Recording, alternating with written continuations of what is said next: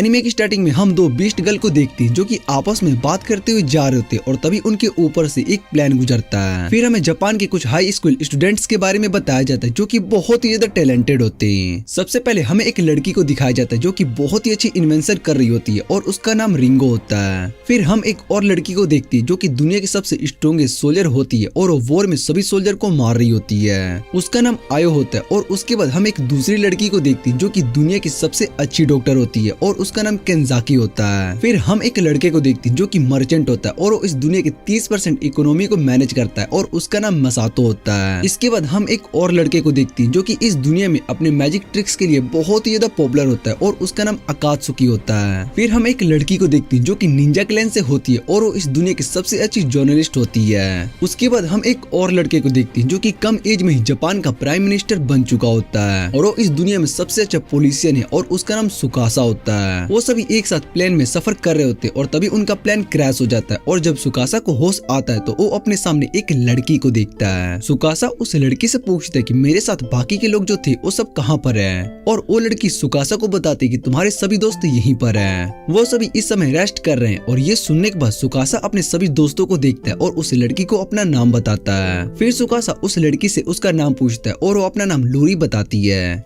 और वो सुकासा से कहती है कि मैंने तुम्हारे लिए ये गोट सूप बनाया है। वो सुकासा को सूप पिलाने लगती है पर सुकासा मीट नहीं खा रहा होता है और लूरी से कहता है कि मेरे पास इतना ज्यादा स्ट्रेंथ नहीं है कि मैं इस मीट को खा सकूं। ये सुनने के बाद लूरी सुकासा से कहती है कि तुम्हें ठीक होने के लिए खाना खाना जरूरी है और इतना कहने के बाद वो उस मीट को उसके मुंह में डालकर सुकासा को खिलाने लगती है। ये देखकर सुकासा बहुत ही ज्यादा हैरान हो चुका होता है और वो सोच रहा होता है कि अगर मैंने इससे इसका रीजन पूछ लिया तो शायद से इसको बुरा लग सकता है। इसलिए सुकासा लूरी को थैंक्स कहता है और लूरी दोबारा से उसको सूप पिलाने के लिए जा ही रही होती है। तभी वहाँ पर एक दूसरी लड़की आ जाती है और वो सुकासा को होश में देखकर उसको अपना नाम विनोना बताती है और कहती है कि यहाँ पर सभी गेस्ट को देखने के लिए आई थी। सुकासा उन दोनों को अपनी और अपने दोस्तों की जान बचाने के लिए थैंक्स कहता है और सुकासा को इस तरह से बात करते देख विनोना सुकासा से कहती है कि तुम मेरे बेटे की एज के हो पर तुम्हारे मैनर्स बहुत ही अच्छे। और ये सुनने के बाद सुकासा हैरान हो जाता है और विनोना से कहता है कि तुम इतनी यंग हो और तुम्हारा एक बेटा भी है जो कि मेरी एज का भी है। फिर सुकासा विनोना के टेल और कानों की तरफ देखता है और विनोना से पूछते कि क्या ये असली टेल है। सुकासा विनोना के टेल को टच करता है और उसको पता चलता है कि ये तो असली टेल है और उसको समझ में नहीं आ रहा होता कि वो इस दुनिया में कैसे आ गया। विनोना सुकासा से पूछती है कि तुम सभी ने इतने अजीब कपड़े क्यों पहने हुए हैं और सुकासा विनोना से पूछते है कि क्या तुम्हें जापान कंट्री के बारे में पता है। ये सुनकर लूरी और विनोना दोनों बताते हैं कि हमें इस कंट्री के बारे में नहीं सुना है और सुकासा ये सुनकर हैरान हो जाता है और उनसे पूछते है कि तुमने जापान के बारे में नहीं सुना है। फिर विनोना बताते है कि हम तुमसे अलार्टिस्ट में बात कर रहे हैं और सुकासा सोचने लगता है कि हम शायद दूसरी दुनिया में आ चुके हैं। सुकासा लूरी से कहता है क्या तुम मुझे उस जगह पर लेकर जा सकती हो जहाँ पर तुम्हें हम सब मिले थे। फिर विनोना और लूरी सुकासा को उस प्लेन के पास लेकर आते हैं और सुकासा उस प्लेन को देखकर सोच रहा होता है कि इस प्लेन क्रैश में हम सभी भला कैसे बच गए क्योंकि प्लेन तो पूरी तरीके से तबाह हो चुका है। और तभी वो प्लेन के ऊपर एक ड्रैगन को देखते हैं और विनोना बताती है कि बहुत ही दिनों बाद हमने ड्रैगन को देखा है। उस ड्रैगन को देखने के बाद सुकासा सोचता है कि शायद से हम सभी सच में दूसरी दुनिया में आ चुके हैं। उसके बाद रात को विलेज चीफ सुकासा और उसके दोस्तों के लिए पार्टी रखते हैं और सुकासा चीफ को थैंक्स कहता है कि आप सभी ने हमारी जान बचाई है। मसातो सुकासा से पूछते हैं क्या हम सभी सच में दूसरी दुनिया में आ चुके हैं और सुकासा उसको बताता है कि ये सच है। फिर मसातो कहता है कि अकात्सुकी को शायद से अभी भी यकीन नहीं हो रहा है और इधर अकात्सुकी बहुत ही ज्यादा डरा हुआ होता है और उन सभी बीस्ट ह्यूमंस को देखकर वो सोच रहा होता है कि ये सब क्या सच है। तभी उसके पास दो बच्चे आकर उसको डराने लगते हैं और लूरी उन दोनों से कहती है कि तुम्हें इस तरह से गेस्ट को नहीं डराना चाहिए। फिर सुकासा लूरी से पूछते है कि तुम यहाँ पर इतने ह्यूमंस अलग क्यों हो और लूरी बताते हैं कि हम सभी बयूमा है जो कि बीस्ट ह्यूमन होते हैं और हमारे पास बहुत ही ज्यादा पावर होती है और यहाँ पर कुछ ऐसे ह्यूमंस भी है जो कि मैजिक का यूज कर पाते हैं, उन्हें हम हयूमा कहते हैं। और ये सुनने के बाद सुकासा कहता है कि इस दुनिया में मैजिक भी होता है और शिबुनो कहती है कि हमें इस दुनिया में अच्छे से इन्वेस्टिगेट करना चाहिए। इधर विनोना सभी के लिए बॉइल्ड पोटैटोस लेकर आती है लेकिन बच्चे देखकर ये खुश नहीं होते और कहते हैं कि क्या आज भी हम यही खाने वाले हैं। फिर विनोना उन्हें बताती कि आज बॉइल्ड पोटैटोस स्पेशल है और उसके बाद सुकासा उन पोटैटोस पर मेयोनीज लगा लेता है। मेयोनीज की वजह से पोटैटोस का टेस्ट बहुत ही बढ़ गया होता है और उन बच्चों को वो और भी ज्यादा अच्छा लगता है। फिर सुकासा एक पोटैटो लूरी को भी खाने के लिए देता है और लूरी को वो बहुत ही अच्छा लगता है। जिसके बाद विलेज शेफ और बाकी सब भी पोटैटोस को ट्राई करते और उन सभी को भी वो बहुत ही अच्छा लगता है। विनोना उन सभी से कहती कि मैं तुम्हें उन 7 हीरोज की स्टोरी के बारे में बताना भूल गई जो कि दूसरी दुनिया से यहाँ पर आए थे।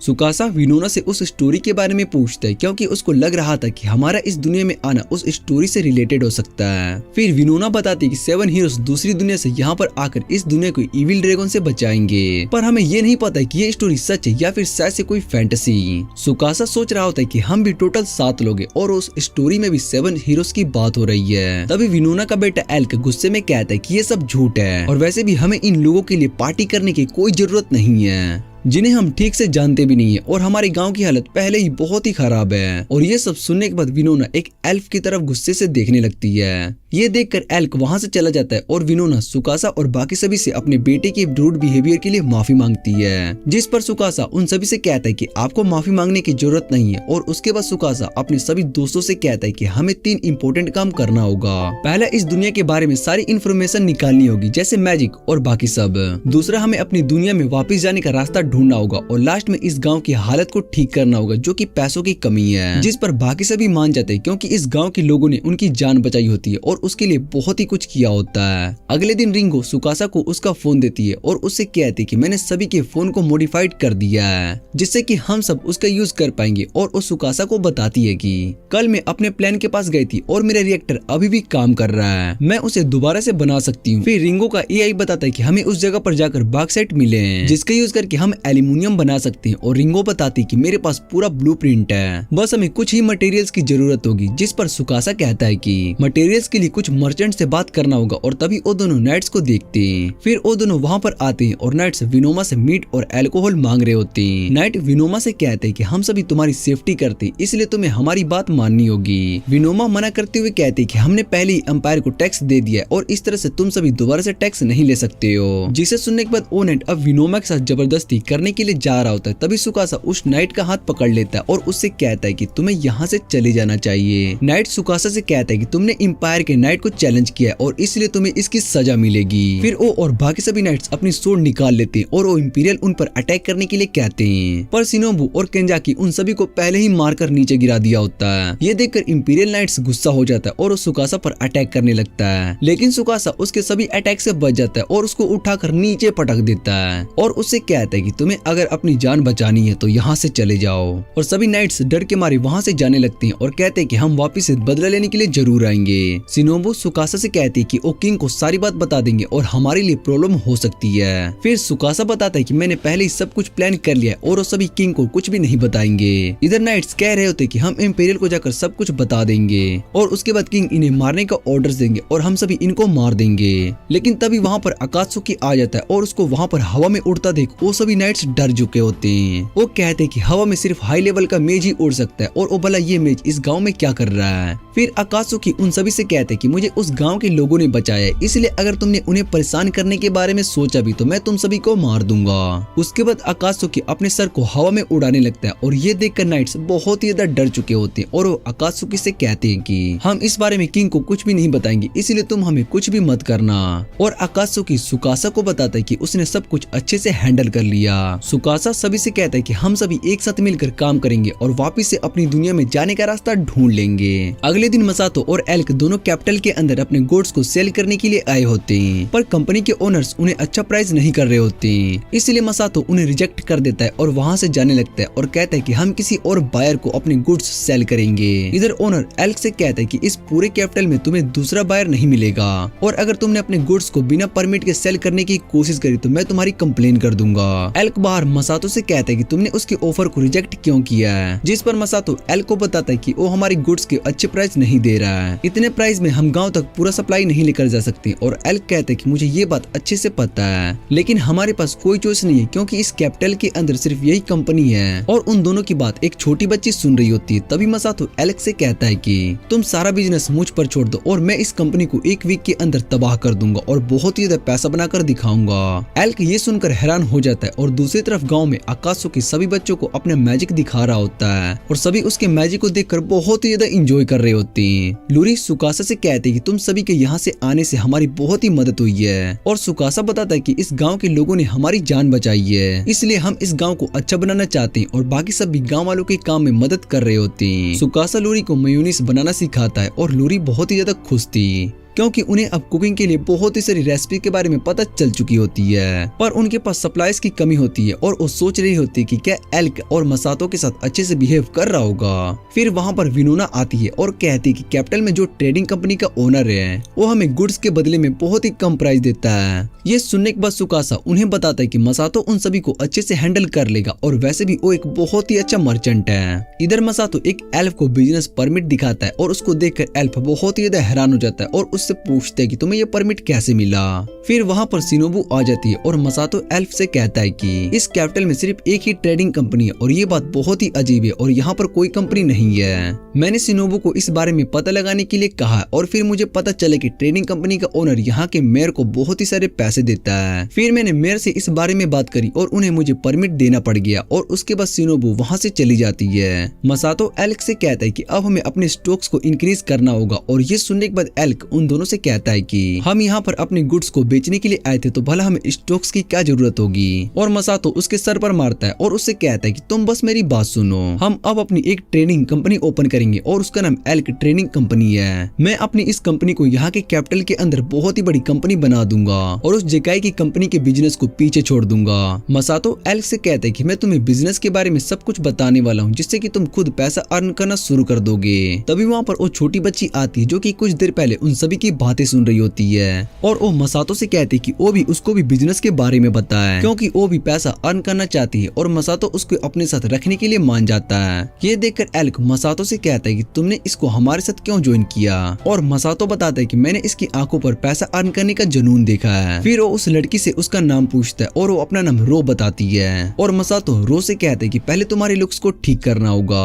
उसके बाद वो रो के लिए कुछ अच्छे कपड़े बाय करता है और वो तीनों एक कैफे में आ जाते हैं जहाँ पर मसातो कुछ लोगों को बिजनेस में ज्वाइन करने के लिए कहता है और वो सभी मना कर देते हैं और कहते हैं कि हमारे पास परमिट नहीं है जिस वजह से हम अपने गुड्स को यहाँ पर सेल नहीं कर सकते। मसातो उन्हें अपना परमिट दिखाते हुए उनसे कहता है कि मेरे पास परमिट है इसलिए तुम अपने गुड्स को मेरी कंपनी के थ्रू बेच सकते हो और तुम्हें इसके बदले में मुझे 10% कमीशन देना होगा। पर उन्हें नहीं पता होता कि 10% कमीशन क्या होता है तो मसातो उन्हें समझाता है कि तुम अपने गुड्स को यहाँ जकाई की कंपनी के पास बेचते हो तो वो तुम्हें 150 कॉइन देता है जो कि बहुत ही ज्यादा कम है और वो उन गुड्स को मार्केट में 400 कॉइन में सेल करता है जिससे कि उसका बहुत ही ज्यादा प्रॉफिट होता है और तुम मेरी कंपनी में अपने गुड्स को सेल कर सकते हो और तुम्हें बस मुझे अपनी अर्निंग का 10% ही देना होगा। अगर तुमने अपने गुड्स को 400 कॉइन में सेल किया तो तुम्हें मुझे 10% देना होगा जो कि 40 कॉइन ही होते हैं और तुम्हारे पास 360 कॉइन बच जाएंगे। मसातो का ये आइडिया उन सभी को बहुत ही अच्छा लगता है और वो सभी इसके लिए मान भी जाते हैं। एल्क सोच रहा होता है कि क्या सच में हमें बिना पैसे दिए इतने स्टॉक्स मिल जाएंगे और अगले दिन मसातो ये देखकर हैरान हो जाता है कि उनके पास बेचने के लिए बहुत ही ज्यादा गुड्स आ चुका होता है वो भी बिना पैसे दिए। और मसातो उन्हें बताता है कि बिजनेस में पैसों से ज्यादा ट्रस्ट और जरूरत होती है। अगर तुम अपने बिजनेस पार्टनर को ट्रस्ट दिला रहे हो कि ये बिजनेस उनके लिए प्रॉफिट है तो वो तुम्हें जरूर ज्वाइन करेंगे क्योंकि उन्हें भी इससे प्रॉफिट होगा। और मसातो एल्क से पूछते है कि अब हमें क्या करना चाहिए जिस पर एल्क कहता है कि हमें सभी गुड्स को सेल करके यहाँ से जाना होगा। और उसका ये जवाब सुनकर मसातो उससे कहता है कि तुम 50% सही हो पर हम यहाँ पर कुछ और करने के लिए आए हैं। और रो से पूछता है कि जिस पर रो बताते है कि हमें शॉप में मदद करनी होगी जिससे कि हमारी अर्निंग बढ़ सके। और मसातो बताता है कि ये सही जवाब है और हम तीनों मिलकर अपने बिजनेस को बहुत ही एक्सपेंड करने वाले हैं जिससे कि हमारी कंपनी यहाँ पर सबसे बड़ी बन जाएगी। और उसके बाद वो सभी कस्टमर्स का वेट कर रहे होते हैं पर उनकी शॉप पर एक भी कस्टमर नहीं आता है और तभी कस्टमर्स आने शुरू भी हो जाते हैं और मसातो उन सभी को अपने शॉप पर बुलाने लगता है। इतने सारे कस्टमर्स को देखकर रो पूछती है कि ये कैसे पॉसिबल हुआ। और मसातो बताता है कि हमारी शॉप सिटी के मेन एरिया में है और हमारा प्रोडक्ट भी बाकी सभी शॉप से बहुत ही ज्यादा कम प्राइस का है इसलिए सभी कस्टमर्स यहाँ पर आ रहे हैं। और मसातो शिनोबु को फोन करता है और उससे कहता है कि हमने सारे गुड्स बेच दिए और कल मैं गाँव में सप्लाईज भी भेजने वाला हूँ। शिनोबु मसातो से कहती है कि उस सप्लाईज पर नजर रखेगी और उसको गाँव तक ले जाएगी। और अगले दिन सप्लाईज गाँव में आ चुके होते हैं। गाँव वाले बहुत ही ज्यादा खुश होते हैं क्योंकि उन्हें इस बार बहुत ही ज्यादा सप्लाईज मिले होते हैं। और इधर सुकासा शिनोबु से पूछते है कि मसातो कब आने वाला है जिस पर शिनोबु मसातो से कहती कि उसको आने में कुछ दिन लगेंगे। क्योंकि वो कैपिटल के अंदर जकाई की ट्रेडिंग कंपनी को खत्म करना चाहता है। ये सुनने के बाद सुकासा कहता है कि अगर मसातो ने डिसीजन लिया है तो वो अपना काम पूरा करके ही वापस आएगा। मसातो की कंपनी के बारे में जकाई को भी पता चल गया होता है, पर उसको इन सब से ज्यादा फर्क नहीं पड़ रहा होता है और वो कहता है कि कुछ दिनों के बाद उनके बिजनेस अपने आप ही खत्म हो जाएगा। इधर मसातो अगले दिन अपने शॉप पर मेयोनीज सेल कर रहा होता है और सभी कस्टमर्स मेयोनीज को देखकर अट्रैक्ट हो रहे होते हैं। उनकी सेल्स बहुत ही अच्छी हो रही होती है और तभी वहाँ पर एक लड़का आता है और वो अपना नाम कालियोस बताता है और मसातो से कहता है कि मैं एक मर्चेंट हूँ और सी स्प्रिंट का ओनर हूँ। मसातो कालियोस से कहता है कि मैं तुम्हारा ही वेट कर रहा था और उसके बाद कालियोस को मेयोनीज ऑफर करता है। फिर वो सभी उसके शॉप पर आ जाते हैं और मसातो कालियोस से कहता है कि मैंने तुम्हारी कंपनी के बारे में सुना है, तुम सारी गुड्स को ट्रांसफर करने का काम करते हो। और कालियोस मसातो से कहते हैं कि मैंने भी तुम्हारे बिजनेस के बारे में बहुत ही सुना है, तुम न्यू प्रोडक्ट्स को सेल करते हो और तुम्हारे प्रोडक्ट्स भी बहुत ही ज्यादा अच्छे होते हैं। और उसके बाद मसातो का बिजनेस और भी ज्यादा एक्सपेंड होने लगता है। फिर वो कालियोस के साथ अपनी बिजनेस मर्ज करता है और जैसे ये बात जकाई को पता चलता है कि कालियोस ने मसातो को ज्वाइन कर लिया तो वो थोड़ा हैरान हो जाता है और कहता है कि अब हमें मसातो को कम्पीट करना होगा, उसके बिजनेस को भी खत्म करना पड़ेगा। दूसरी तरफ मसातो ने बहुत ही ज्यादा पैसे अर्न कर लिए होते हैं और मसातो एलेक्स से पूछते हैं क्या तुम जकाई को लेकर परेशान हो। तभी वहाँ पर शिनोबु आ जाती है और वो रो को देखकर कहती है कि क्या तुम्हारी टीम एक न्यू मेंबर है। मसातो बताता है कि इसको भी मेरी तरह पैसे अच्छे लगते हैं और वो शिनोबु से कहते हैं कि तुम यहाँ पर आई हो, इसका मतलब उन्होंने अपना काम शुरू कर दिया। और शिनोबु बताते हैं कि वो कल यहाँ पर वॉर के लिए आने वाले हैं, जिसे सुनकर एल्क हैरान हो जाता है और मसातो बताता है कि वो अब यहाँ पर गुड्स को बिना किसी प्रॉफिट के बेचने के लिए आने वाले हैं। ये बहुत ही अच्छा आइडिया है। और उसके बाद मसातो और एक एल्फ दोनों विंडो से बाहर के लोगों को देखते हैं। मसातो बताता है कि ये सभी हमसे कम्पीट करने के लिए आए हैं और उन्हें देखकर मसातो बहुत ही एक्साइटेड हो जाता है। उसके बाद हम सुकासा को देखते हैं जो कि रेंगो के पास आया होता है और रिंगो ने एक सवाल बनाया होता है, जिसे देखकर सुकासा सोचने लगता है कि रिंगो बहुत ही प्रोसेस कर रही है। और रिंगो बताती है कि मैंने ये सवाल इसलिए बनाया था कि गांव वाले इसका यूज कर सके। सुकासा रिंगो से कहता है कि ये उसके बहुत ही काम आ सकते हैं और सुकासा रिंगो को अरेस्ट करने के लिए कहता है क्योंकि वो बहुत ही दिनों से काम कर रही होती है। रिंगो सुकासा से पूछती है कि क्या तुम यहाँ पर किसी काम से आए थे, जिस पर सुकासा रिंगो से कहते हैं कि वो काम इतना इम्पोर्टेंट नहीं है और अभी तुम्हें अरेस्ट करने की जरूरत है। और फिर सुकासा वहाँ से जाने लगता है और वो देखता है कि स्नोफॉल शुरू हो रही है, जिस वजह से यहाँ पर ठंड और भी ज्यादा बढ़ जाएगी। और गाँव में सुकासा देखते है कि लोगों को यहाँ ठंड से कुछ ज्यादा फर्क नहीं पड़ रहा है और ये बात उसको इंटरेस्टिंग लग रही होती है। दूसरी तरफ जकाई अपने लोगों से कहते हैं कि तुम सिटी के सारे गुड्स को खरीद लो और वो सोचते है कि मेरे पास इतने ज्यादा पैसे हैं कि मैं उनका यूज करके मसातो के बिजनेस को तबाह कर दूंगा। तभी जकाई का आदमी उसको बताता है कि कोई हमें अपने गुड्स को नहीं बेच रहा है। ये सुनकर जकाई हैरान हो जाता है और वो मसातो के शॉप पर आता है, जहाँ पर वो सभी गाँव वालों से कहते हैं कि वो उनके गुड्स के बदले में बहुत ही अच्छे ऑफर देगा, पर कोई भी उसकी इस ऑफर के लिए मान नहीं रहा होता है। और मसातो जकाई को बताता है कि तुम इन गाँव वालों के साथ चीट कर रहे थे। ये सभी बहुत ही मुश्किल से अपने गुड्स को लाते और उन्हें गुड्स ट्रांसफर करने के लिए बहुत ही ज्यादा पैसे भी देना पड़ता था, लेकिन तुम उनके गुड्स के बदले में बहुत ही कम पैसे दे रहे थे और तुमने ट्रेवलिंग मर्चेंट का यूज करके कोई भी चीट किया है। इसलिए मैंने उन सभी मर्चेंट से 3 साल का कॉन्ट्रैक्ट बना लिया, जिससे कि वो अब मेरे साथ काम करने वाले हैं। फिर जकाई गांव वालों से रिक्वेस्ट करने लगता है कि वो सभी उसको मना कर दे और उससे कहता है कि हम मिसातो के साथ ही अपना बिजनेस करेंगे। और मिसातो जकाई को समझाता है कि बिजनेस में सबसे इम्पोर्टेंट ट्रस्ट होता है, लेकिन तुमने इन सभी के ट्रस्ट को तोड़ दिया, इसलिए ये सब तुम्हारे साथ काम नहीं करने वाले और तुम्हें खुद अपनी कंपनी को तबाह कर दिया है। लेकिन मैं तुम्हारी मदद कर सकता हूँ, जिसके बदले में तुम्हें मुझे बहुत ही सारे पैसे देने पड़ेंगे। और ये सुनने के बाद जकाई डरने लगता है। इधर एल्क सोच रहा होता है कि मसातो ने सच में एक वीक के अंदर जकाई की कंपनी को खत्म कर दिया है।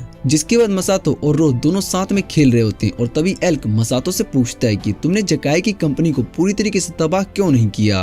फिर मसातो बताता है कि अगर मैं उसकी कंपनी को तबाह कर देता तो आगे चलकर हमें नुकसान होता, क्योंकि हमारे पास अभी इतने सारे रिसोर्सेस नहीं है कि हम उन मर्चेंट के साथ बिजनेस कर पाए। इसलिए मैंने उन सभी मर्चेंट को वापस से जकाई के पास भेज दिया। और एल्क मसातो से कहता है कि तुमने तो कहा था कि बिजनेस में सबसे इम्पोर्टेंट ट्रस्ट है, लेकिन तुम अब खुद उन मर्चेंट के ट्रस्ट को तोड़ रहे हो। जिस पर मसातो एल्क को बताता है कि मैंने झूठ कहा था और वैसे भी जिस दुनिया से मैं यहाँ पर आया हूँ वहाँ पर मुझे सभी बिजनेसेस डेविल के नाम से जानते हैं। और वो मसातो की बात सुनकर खुश हो जाती है। तभी वहाँ पर कुछ लोग आ जाते हैं और वो मसातो से कहते हैं कि तुमने हमारी चीजों को अपने साथ रखा है। पर मसातो को समझ में नहीं आ रहा होता कि आखिर वो किस चीज की बात कर रहे हैं। तभी वो लोग आकर रो को पकड़ लेते हैं और उसको अपने साथ लेकर जाने लगते हैं। फिर वो अपना पास्ट याद करने लगती है कि किस तरह से उसके और उसके पेरेंट्स को पकड़कर उन्होंने स्लैब बनाकर रखा गया था। इसलिए वो डिसाइड करती है कि एक दिन वो बहुत ही सारे पैसे अर्न करके अपने पेरेंट्स को आजाद करेगी। रो मसातो से कहती कि वो उसको बाय कर ले और बाद में रो पैसे अर्न करके मसातो को वापस दे देगी। तभी उनमें से एक रो पर पीछे से अटैक करने वाला होता है, लेकिन मसातो उसके मुंह पर पैसों का बैग मारता है और उससे कहता है कि मैंने रो को खरीद लिया, इसलिए तुम यहाँ से जा सकते हो।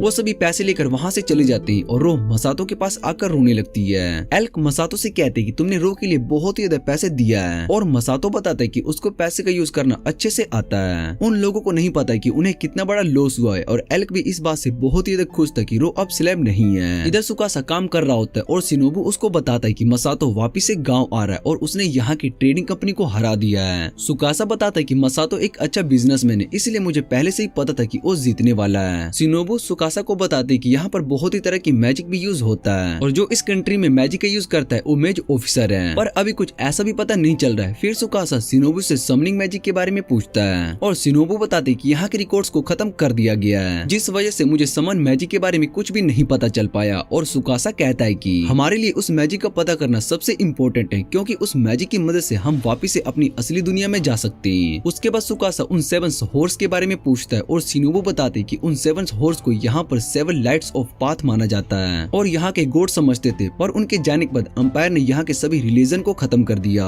क्योंकि उनका मानना था कि अंपायर सबसे बड़ा खतरा है और इस दुनिया में ट्रेवल करने के लिए हमें एक परमिट की जरूरत होती है और हमें वो परमिट यहाँ के नोबल फिंडोल्फ के पास मिल सकती है। लेकिन फिंडोल्फ बहुत ही घटिया इंसान है और ओकाई सुकासा से कहती कि हमारा काम पूरा हो चुका है और शिनोबु सुकासा से पूछती कि तुम यहाँ पर क्या कर रही हो, जिस पर सुकासा बताता है कि वो बस पब्लिक सर्विस के लिए काम कर रहा है। और उसके बाद हम देखते हैं कि सुकासा और बाकी सभी ने यहाँ पर हॉट स्प्रिंग बनाया होता है। विनोना को हॉट स्प्रिंग बहुत ही अच्छा लगता है और उसके बाद वहाँ पर लूरी आ जाती है और वो सुकासा के हाथ पर एक ऑयल लगा रही होती है, क्योंकि सुकासा को काम करते टाइम चोट लग गई होती है और लूरी बताती कि इस ऑयल से उसका हाथ ठीक हो जाएगा। तभी वहाँ पर आकाशुकी आता है और सुकासा उसको बताता है कि जंगल में एक मोस्टर ने गांव वालों पर अटैक कर दिया है, जिसे सुनने के बाद सभी जंगल की तरफ भागने लगते और इधर एल्क भी बाकी सभी के साथ गांव वापस आ रहा होता है। तभी उसको फील होता है कि कुछ गलत होने वाला है और इधर ओकाई देखती है कि सामने एक मोस्टर जिसे वो एक ही अटैक में मार देती है। फिर सुकासा बाकी सभी गांव वालों से पूछते हैं कि क्या वो ठीक है और दूसरी तरफ ओकाई उस मोस्टर से लड़ रही होती है। विनोना विलेज के शेफ को देखती है जिनकी हालत बहुत ही खराब होती है और उन्हें चोट बहुत ज्यादा लगी होती है। केंजाकी सुकासा से कहती कि वो उन्हें 1 घंटे में ठीक कर देगी और दूसरी तरफ ओकाई उस मोस्टर को मार देती है। केंजाकी विलेज के चीफ का ऑपरेशन करना शुरू कर देती है और उन सभी ऑर्गन्स को ठीक करने के बाद वो उनके हार्ट को पंप करती है, जिससे कि विलेज के चीफ की सांसें चलने लगती है और केंजाकी उनकी बॉडी को स्टिच कर देती है। इधर बाकी सभी केंजाकी के स्किल को देखकर बहुत ही इम्प्रेस हो चुके होते हैं। केंजाकी बताते कि विलेज चीफ 3 दिन में ठीक हो जाएंगे और दूसरी तरफ मसातो और बाकी सभी गांव में वेट कर रहे होते हैं कि तभी वहाँ पर इंपीरियल नाइट्स आ जाते और उन नाइट्स का लीडर जिसका नाम इंजाकी होता है वो उन सभी को पकड़ने का ऑर्डर देता है और उसके बाद मसातो उससे पूछते हैं कि तुमने हमें क्यों अरेस्ट किया है, जिस पर इंजागी उससे कहता है कि तुमने यहाँ के लॉस को तोड़ा है और गलत तरीके से पैसों को अर्न किया है। ये सुनने के बाद मसातो उससे कहता है कि मेरे पास सारे डॉक्यूमेंट्स हैं और इंजाकी बताता है कि इस गोल्ड कॉइन पर इंपीरियल ड्रैगन का मार्क है और तुम सभी का क्राइम है कि ये तुमने इस कॉइन को टच किया, इसलिए तुम्हें सजा दी जाएगी। और आकाशुकी उसकी बात को सुनकर बहुत ही गुस्सा हो रहा होता है और जब बाकी सभी वापस गाँव में आते हैं तो वो देखते हैं कि उनके घर को किसी ने जला दिया होता है और सुकासा सभी से कहता है कि कोई भी इस आग के अंदर नहीं जाएगा, ये बहुत ही खतरनाक है। और विनोना पूछती है कि बाकी सभी लोगों का क्या हुआ होगा और सुकासा उन्हें बताता है कि हमें परेशान होने की जरूरत नहीं है, उन सभी के साथ एक ऐसा आदमी है जिसे पकड़ना आसान नहीं है। और वहाँ पर आकाशुकी आ जाता है और उसने सभी गाँव वालों को भी बचा लिया होता है। फिर मसातो बताता है कि इंपीरियल नाइट्स को यहाँ पर फिंडोल्फ ने भेजा था और सुकासा देखते है कि वहाँ पर लूरी नहीं है और वो समझ जाता है कि नाइट्स लूरी को अपने साथ ले गए हैं। उसके बाद सभी सोचने लगते हैं कि शायद से लूरी को किडनैप कर लिया गया और एल्क कहता है कि वो लूरी को वापस लाने जा रहा है, जिस पर सुकासा उससे कहता है कि तुम्हें क्या लगता है कि तुम लूरी को वापस लाओगे और तुम्हारे लिए ऐसा आसान होगा।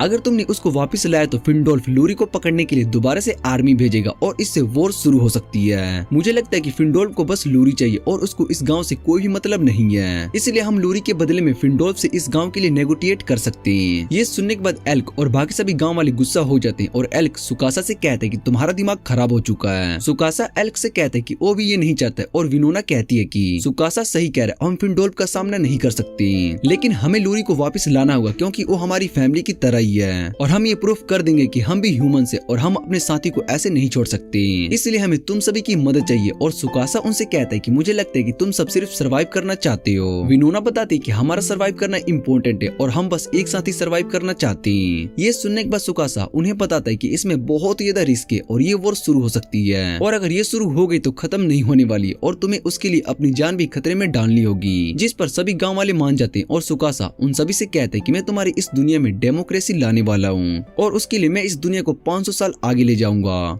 दूसरी तरफ लूरी के पास फिंडोल्फ आता है और इंजाकी से पूछते कि ये कौन है, जिस पर इंजाकी बताता है कि ये एल्फ हमें उस गांव में मिली थी और इसको मैं अपने साथ लेकर आया हूँ। फिंडोल्फ इंजाकी से कहता है कि मैं तुम्हें इसके लिए बहुत ही बड़ा रिवॉर्ड दूंगा और लूरी को याद आता है कि फिंडोल्फ ने उससे कहा था कि अगर वो उसकी बात मानती है तो फिंडोल्फ उसके गाँव वालों को कुछ भी नहीं करेगा और अपने गाँव को बचाने के लिए लूरी खुद को सेक्रीफाइस करने के लिए भी रेडी हो जाती है। जैसे ही फिंडोल्फ लूरी को किस करने वाला होता ही है तभी लूरी के अंदर से मैजिक पावर्स बाहर आती है और उस मैजिक की वजह से फिंडोल्फ दूर जाकर गिरता है। वो इंजाकी से पूछते कि ये सब किसने किया और इंजाकी कहता है कि मुझे इस बारे में नहीं पता कि ये मैजिक क्या कर सकती है। फिंडोल्फ कहता है कि वो इस एल्फ से बाद में बदला लेगा और दूसरी तरफ सुकासा और बाकी सभी फिंडोल्फ के कास्टल के बाहर आ चुके होते हैं। सुकासा रिंगो को अटैक करने के लिए कहता है और रिंगो अपने कैनन से कास्टल पर अटैक करती है, जिससे कि पूरा कास्टल ही हिलने लगता है और उस अटैक से कास्टल की दीवार भी टूट चुकी होती है। सभी गांव वाले कास्टल के अंदर अटैक करने के लिए आ जाते हैं और इंजाकी को एक नाइट बताता है कि उस गांव के सभी लोगों ने कास्टल पर अटैक कर दिया है और इंजाकी सभी नाइट्स को अटैक करने के लिए कहता है और वो सभी एरो से अटैक करते हैं, लेकिन गांव वालों के पास एक शील्ड होती है जिससे कि वो एरोस उन्हें नहीं लगती है और ये देखकर इंजाकी सोच रहा होता है कि इनके पास ये शील्ड कहां से आ गई। फिर मसातो कहता है कि इस शील्ड को दुनिया के बेस्ट इन्वेंटर ने बनाया और ये जिस मटेरियल से बनी हुई है वो बहुत ही ज्यादा हल्के और स्ट्रॉन्ग होते हैं। इस मटेरियल का यूज हम अपनी दुनिया में प्लेन्स और एयर शिप बनाने के लिए करते हैं और सभी गांव वाले सोल्जर्स से फाइट कर रहे होते हैं। आयो भी उन सभी नाइट्स को आसानी से हरा रही होती है और विनोनो उन सभी से कहती है कि मैं तुम्हें हंटर की रियल पावर दिखाने वाली हूँ। और आयो विनोमा से पूछती है कि तुम इतनी अच्छी फाइटर कब से बन गई और विनोना उसको बताती कि शादी से पहले वो एक हंटर थी। वो दोनों मिलकर सभी नाइट से लड़ने लगते हैं और इधर सुकासा शिनोबू के साथ कास्टल में आ चुका होता है और शिनोबू सुकासा से कहती कि मैंने इस कास्टल के सभी रास्तों के बारे में पता लगा लिया है। तभी उन सभी पर एक अटैक होता है, लेकिन शिनोबू सुकासा को बचा लेती है और उसके बाद वहाँ पर एक आदमी आता है और उन दोनों से कहता है कि मैं मेज ऑफिसर हूँ और इससे आगे तुम दोनों कहीं भी नहीं जा सकते हो। बाहर सभी नाइट्स एक फॉर्मेशन बना लेते हैं जिससे कि वो उन सभी गांव वालों के अटैक से बच सके। तभी मसातो कहता है कि अब मैजिशियन अब तुम्हें अपना कमाल दिखाने वाले।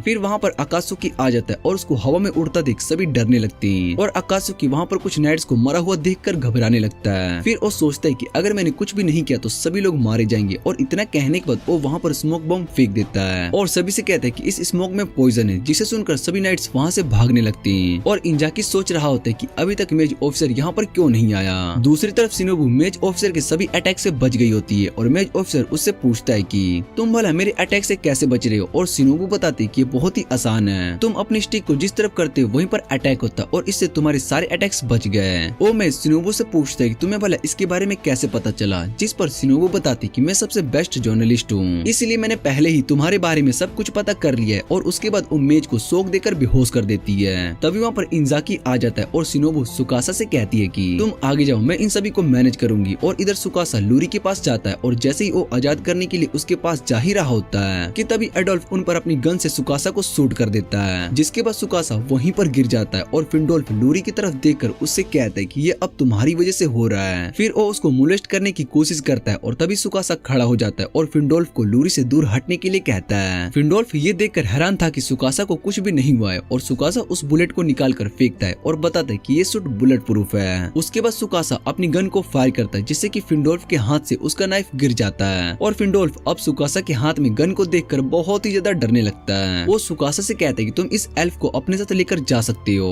और तो और मैं तुम्हें पैसे भी दूंगा और कभी भी गाँव वालों और तुम पर अटैक नहीं करूंगा। जिसे सुनने के बाद सुकासा उससे कहता है कि तुमने हमारे कास्टल में आके बहुत ही तबाही की है और इतना सब होने के बाद हम तुम्हें माफ नहीं करेंगे, इसलिए तुम्हें छोड़ना ठीक नहीं होगा। और इतना कहने के बाद वो एडल्फ को शूट कर देता है जिससे कि वो मरने नहीं वाला है। और फिर सुकासा लूरी को फ्री करता है और तभी लूरी की आंखें ग्लो करने लगती है और वो सुकासा से कहती कि मैंने तुम्हें इस दुनिया में समन किया है, इससे आगे तुम्हें खुद रास्ता ढूंढना होगा। और सुकासा समझ जाता है कि ये आवाज किसी और की है। फिर वो सोचने लगते हैं कि इस दुनिया में हमें लूरी ने समन किया है। और उसके बाद लूरी होश में आती है और सुकासा से पूछती है कि तुम यहाँ पर क्या कर रहे हो। सुकासा बताता है कि वो और गाँव के सभी लोग यहाँ पर तुम्हें बचाने के लिए आए हैं। और लूरी कहती कि मैंने शायद से फिर से गाँव वालों को प्रॉब्लम में डाल दिया। इतना कहने के बाद वो रोने लगती है और सुकासा उसको समझाता है कि ऐसा कुछ भी नहीं है, सभी गाँव वालों के लिए तुम बहुत ही इम्पोर्टेंट हो, इसलिए वो तुम्हें अकेला नहीं छोड़ने वाले। और इधर सभी गाँव वाले इस वॉर से जीत गए होते हैं और फिर सुकासा लूरी को बाहर लाता है। सभी लूरी को देखकर खुश हो जाते हैं और सुकासा सोचता है कि इस दुनिया में चेंज लाने के लिए हमें यहाँ पर एक गोड क्रिएट करना होगा।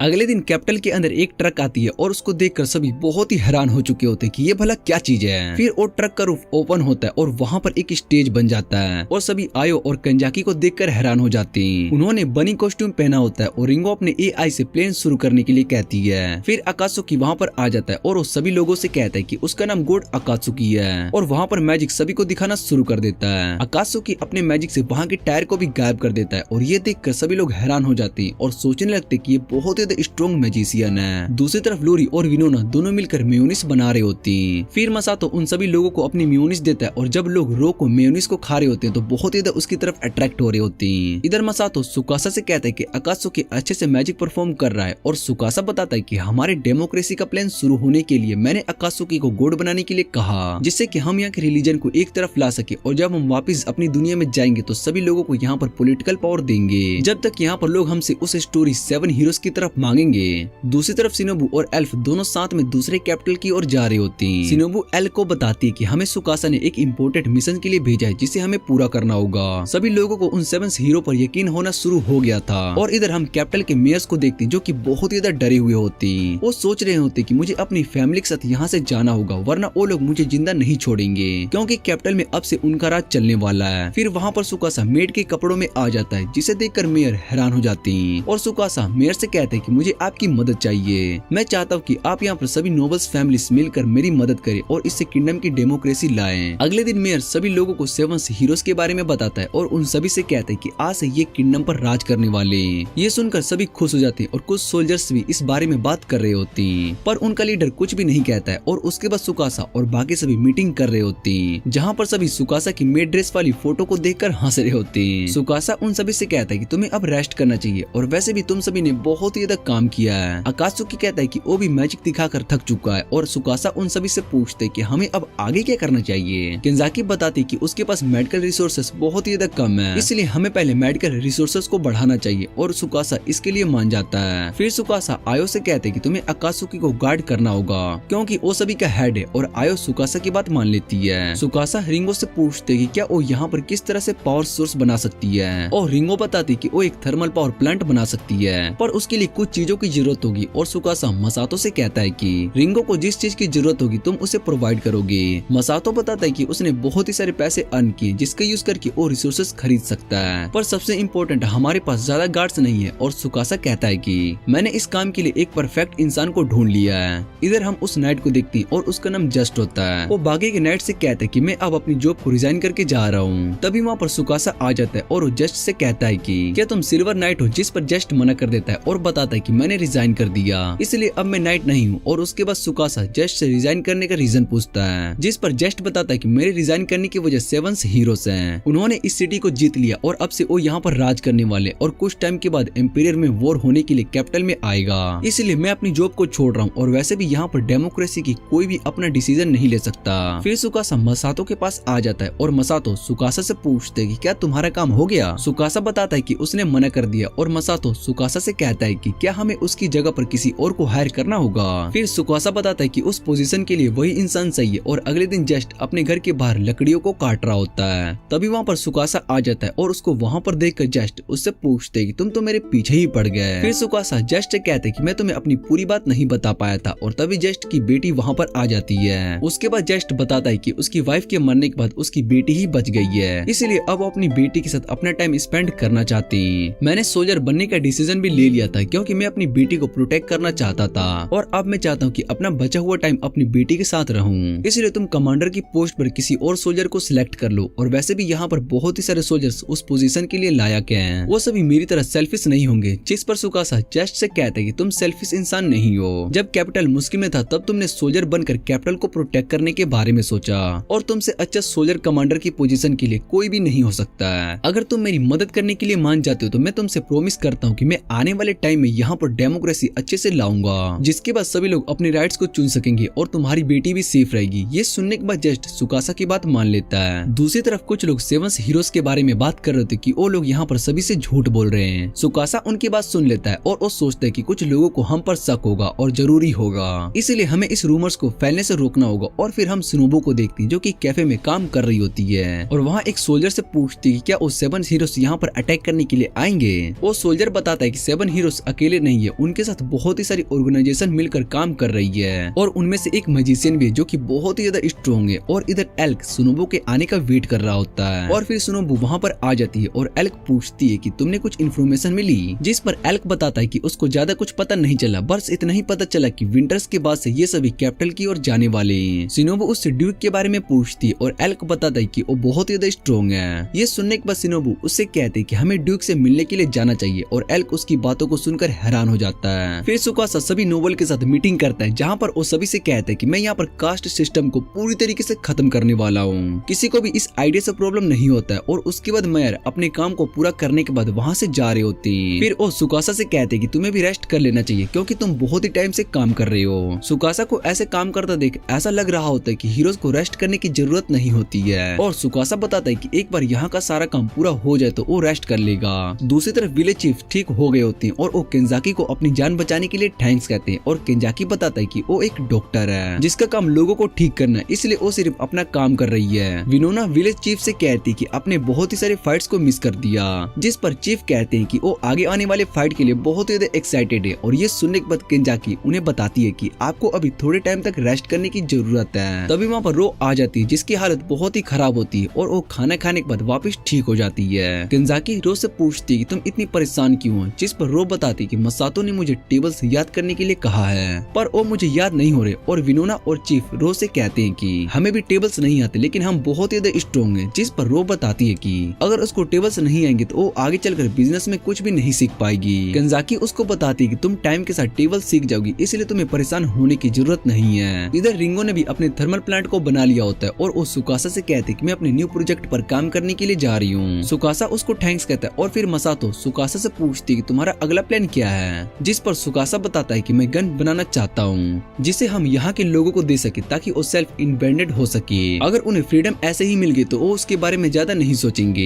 हमें अपने एयर डिफेंस को भी स्ट्रॉन्ग बनाना होगा क्योंकि सुनोबू ने मुझे बताया था कि कुछ कंट्री में ऐसे भी मेज ऑफिसर्स हैं जो कि आसमान से अटैक करते हैं, इसलिए हमें उनके लिए रेडी होना होगा। और तभी वहाँ पर लूरी आ जाती है और सुकासा लूरी से पूछते है कि तुम अभी तक गाँव क्यों नहीं गई, जिस पर लूरी बताती है कि वो यहाँ पर सभी की मदद कर रही है और ये सुनकर सुकासा को अच्छा लगता है। फिर लूरी सुकासा को लंच करने के लिए पूछती है पर सुकासा मना कर देता है और बताता है कि मुझे अभी काम है। इतना कहने के बाद वो वहाँ से चला जाता है और लूरी मसातो से पूछती है क्या वो सुकासा मुझे इग्नोर कर रहा है। फिर मसातो लूरी को बताता है कि सुकासा अभी गिल्ट में है क्योंकि जब वो पूरा गांव तुम्हें बचाने के लिए बात कर रहा था तब उसने इसके लिए मना कर दिया था। फिर लूरी कहती है कि उसने भी अपने आप को सेक्रीफाइस करने का सोच लिया था और वैसे भी सुकासा ये सब गाँव वालों के लिए ही कर रहा था, इसमें उसकी कोई भी गलती नहीं है। और फिर मसातो उसको बताता है कि सुकासा ऐसा ही है और दूसरों को प्रोटेक्ट करने के लिए कुछ भी सेक्रीफाइस कर सकता है, इसलिए तुम उसको थोड़ा टाइम दो, गिल्ट खत्म होने के बाद वो वापस से नॉर्मल हो जाएगा। इधर सुकासा अभी भी काम कर रहा होता है और उसके पास एक नोबल आकर उससे कहते हैं कि अब आपको रेस्ट कर लेना चाहिए। जैसे सुकासा अपनी जगह से उठता है तो उसको चक्कर आना शुरू हो जाता है और वो सोचने लगता है कि शायद से मैंने कुछ ज्यादा ही काम कर लिया है, मुझे रेस्ट करने की जरूरत है। और तभी बाहर लूरी आ जाती है और वो सुकासा से पूछती है कि क्या वो अंदर आ सकती है, जिस पर सुकासा मना कर देता है और बताता है कि मैं अभी रेस्ट करने के लिए जा रहा हूँ। और ये सुनने के बाद लूरी अंदर आ जाती है। वो सुकासा से कहती है कि तुम्हें गिल्ट में रहने की जरूरत नहीं है, तुम्हें वो सब सिर्फ गाँव वालों को प्रोटेक्ट करने के लिए किया था, अगर मैं तुम्हारी जगह पर होती तो मैं भी यही डिसीजन लेती। और फिर सुकासा लूरी को बताता है कि उसने अपने डैड को मारा है। ये सुनकर लूरी हैरान हो जाती है और सुकासा बताते है कि उसके डैड भी एक बहुत ही बड़े पॉलिटिशियन थे और उन्हें देखकर मुझे बहुत ही प्राउड फील हुआ था, लेकिन बाद में मुझे उनकी सच्चाई का पता चल गया कि वो पॉलिटिक्स का यूज करके बुरे काम कर रहे हैं जिनसे काफी लोगों की जान जा चुकी है। और मैंने सुनोबू और मसातो की मदद से अपनी डैड का सच सबके सामने लाया, जिसके बाद उन्हें अरेस्ट कर लिया गया और मुझे ये नहीं पता था कि उनकी इस गलती के लिए उनको मौत की सजा दी जाएगी। मेरी मॉम भी मुझसे नफरत करना शुरू कर दी क्योंकि वो अपने हस्बैंड से बहुत ही ज्यादा प्यार करती थी और मेरी वजह से उनके हस्बैंड की मौत हो गई, लेकिन मैं कुछ भी नहीं कर सकता था क्योंकि जब मुझे इस बारे में पता चला कि मेरे डैड ने इतने सारे लोगों के साथ बुरा किया है तो मुझे ऐसा कदम उठाना पड़ा। और लूरी सुकासा की बात सुनने के बाद रोने लगती है और उसे कहते कि तुम इतने सालों से इस गिल्ड को अकेले ही लेकर रखे हुए हो। वो सुकासा से कहते कि मैं हमेशा तुम्हारा साथ दूंगी। और उसके बाद सुकासा लूरी की लैब पर अपना सर रखकर सोने लगता है। रिंगो ये सब देख लेती है और उसको ये सब अच्छा नहीं लगता है और वो इस बात से गुस्सा हो जाती है। दूसरी तरफ सभी हॉट स्प्रिंग में बाथ ले रहे होते और तभी वहाँ पर केंजाकी आ जाती है और इधर अकात्सुकी आयो से कहते कि तुम मेरी प्राइवेसी में नहीं आ सकती हो, जिस पर आयो उससे कहते कि तुम हम सभी की हेड हो इसलिए तुम्हें प्रोटेक्ट करना मेरी जिम्मेदारी है। इधर वो बहुत ज्यादा परेशान थे क्योंकि उसको टेबल्स याद नहीं हो रहे होती और फिर आयो और बाकी सभी उसको बताते हैं कि शुरू शुरू में उन्होंने भी बहुत ही प्रैक्टिस करी थी और अपने काम को सीखने के लिए तुम्हें भी थोड़ा टाइम लगेगा। और वो पूछती कि उन्होंने अपने गोल्स को कैसे अचीव किया, जिस पर आयो उसको बताते कि तुम्हें बस एक इंप्रेशन की जरूरत है कि ऐसी चीज जो तुम्हें पसंद है। फिर उसके बाद वो अपने पेरेंट्स को याद करती है और बताती है कि मुझे सबसे ज्यादा पैसे अच्छे लगते हैं। अकासुकी उसको बताता है कि तुम मल्टीप्लाई करते टाइम सिर्फ पैसों के बारे में ही सोचो, और उसके बाद रो आसानी से मल्टीप्लाई करना सीख जाती है। अगले दिन रो दोबारा से सैड होती है और केंजाकी रो से पूछती है कि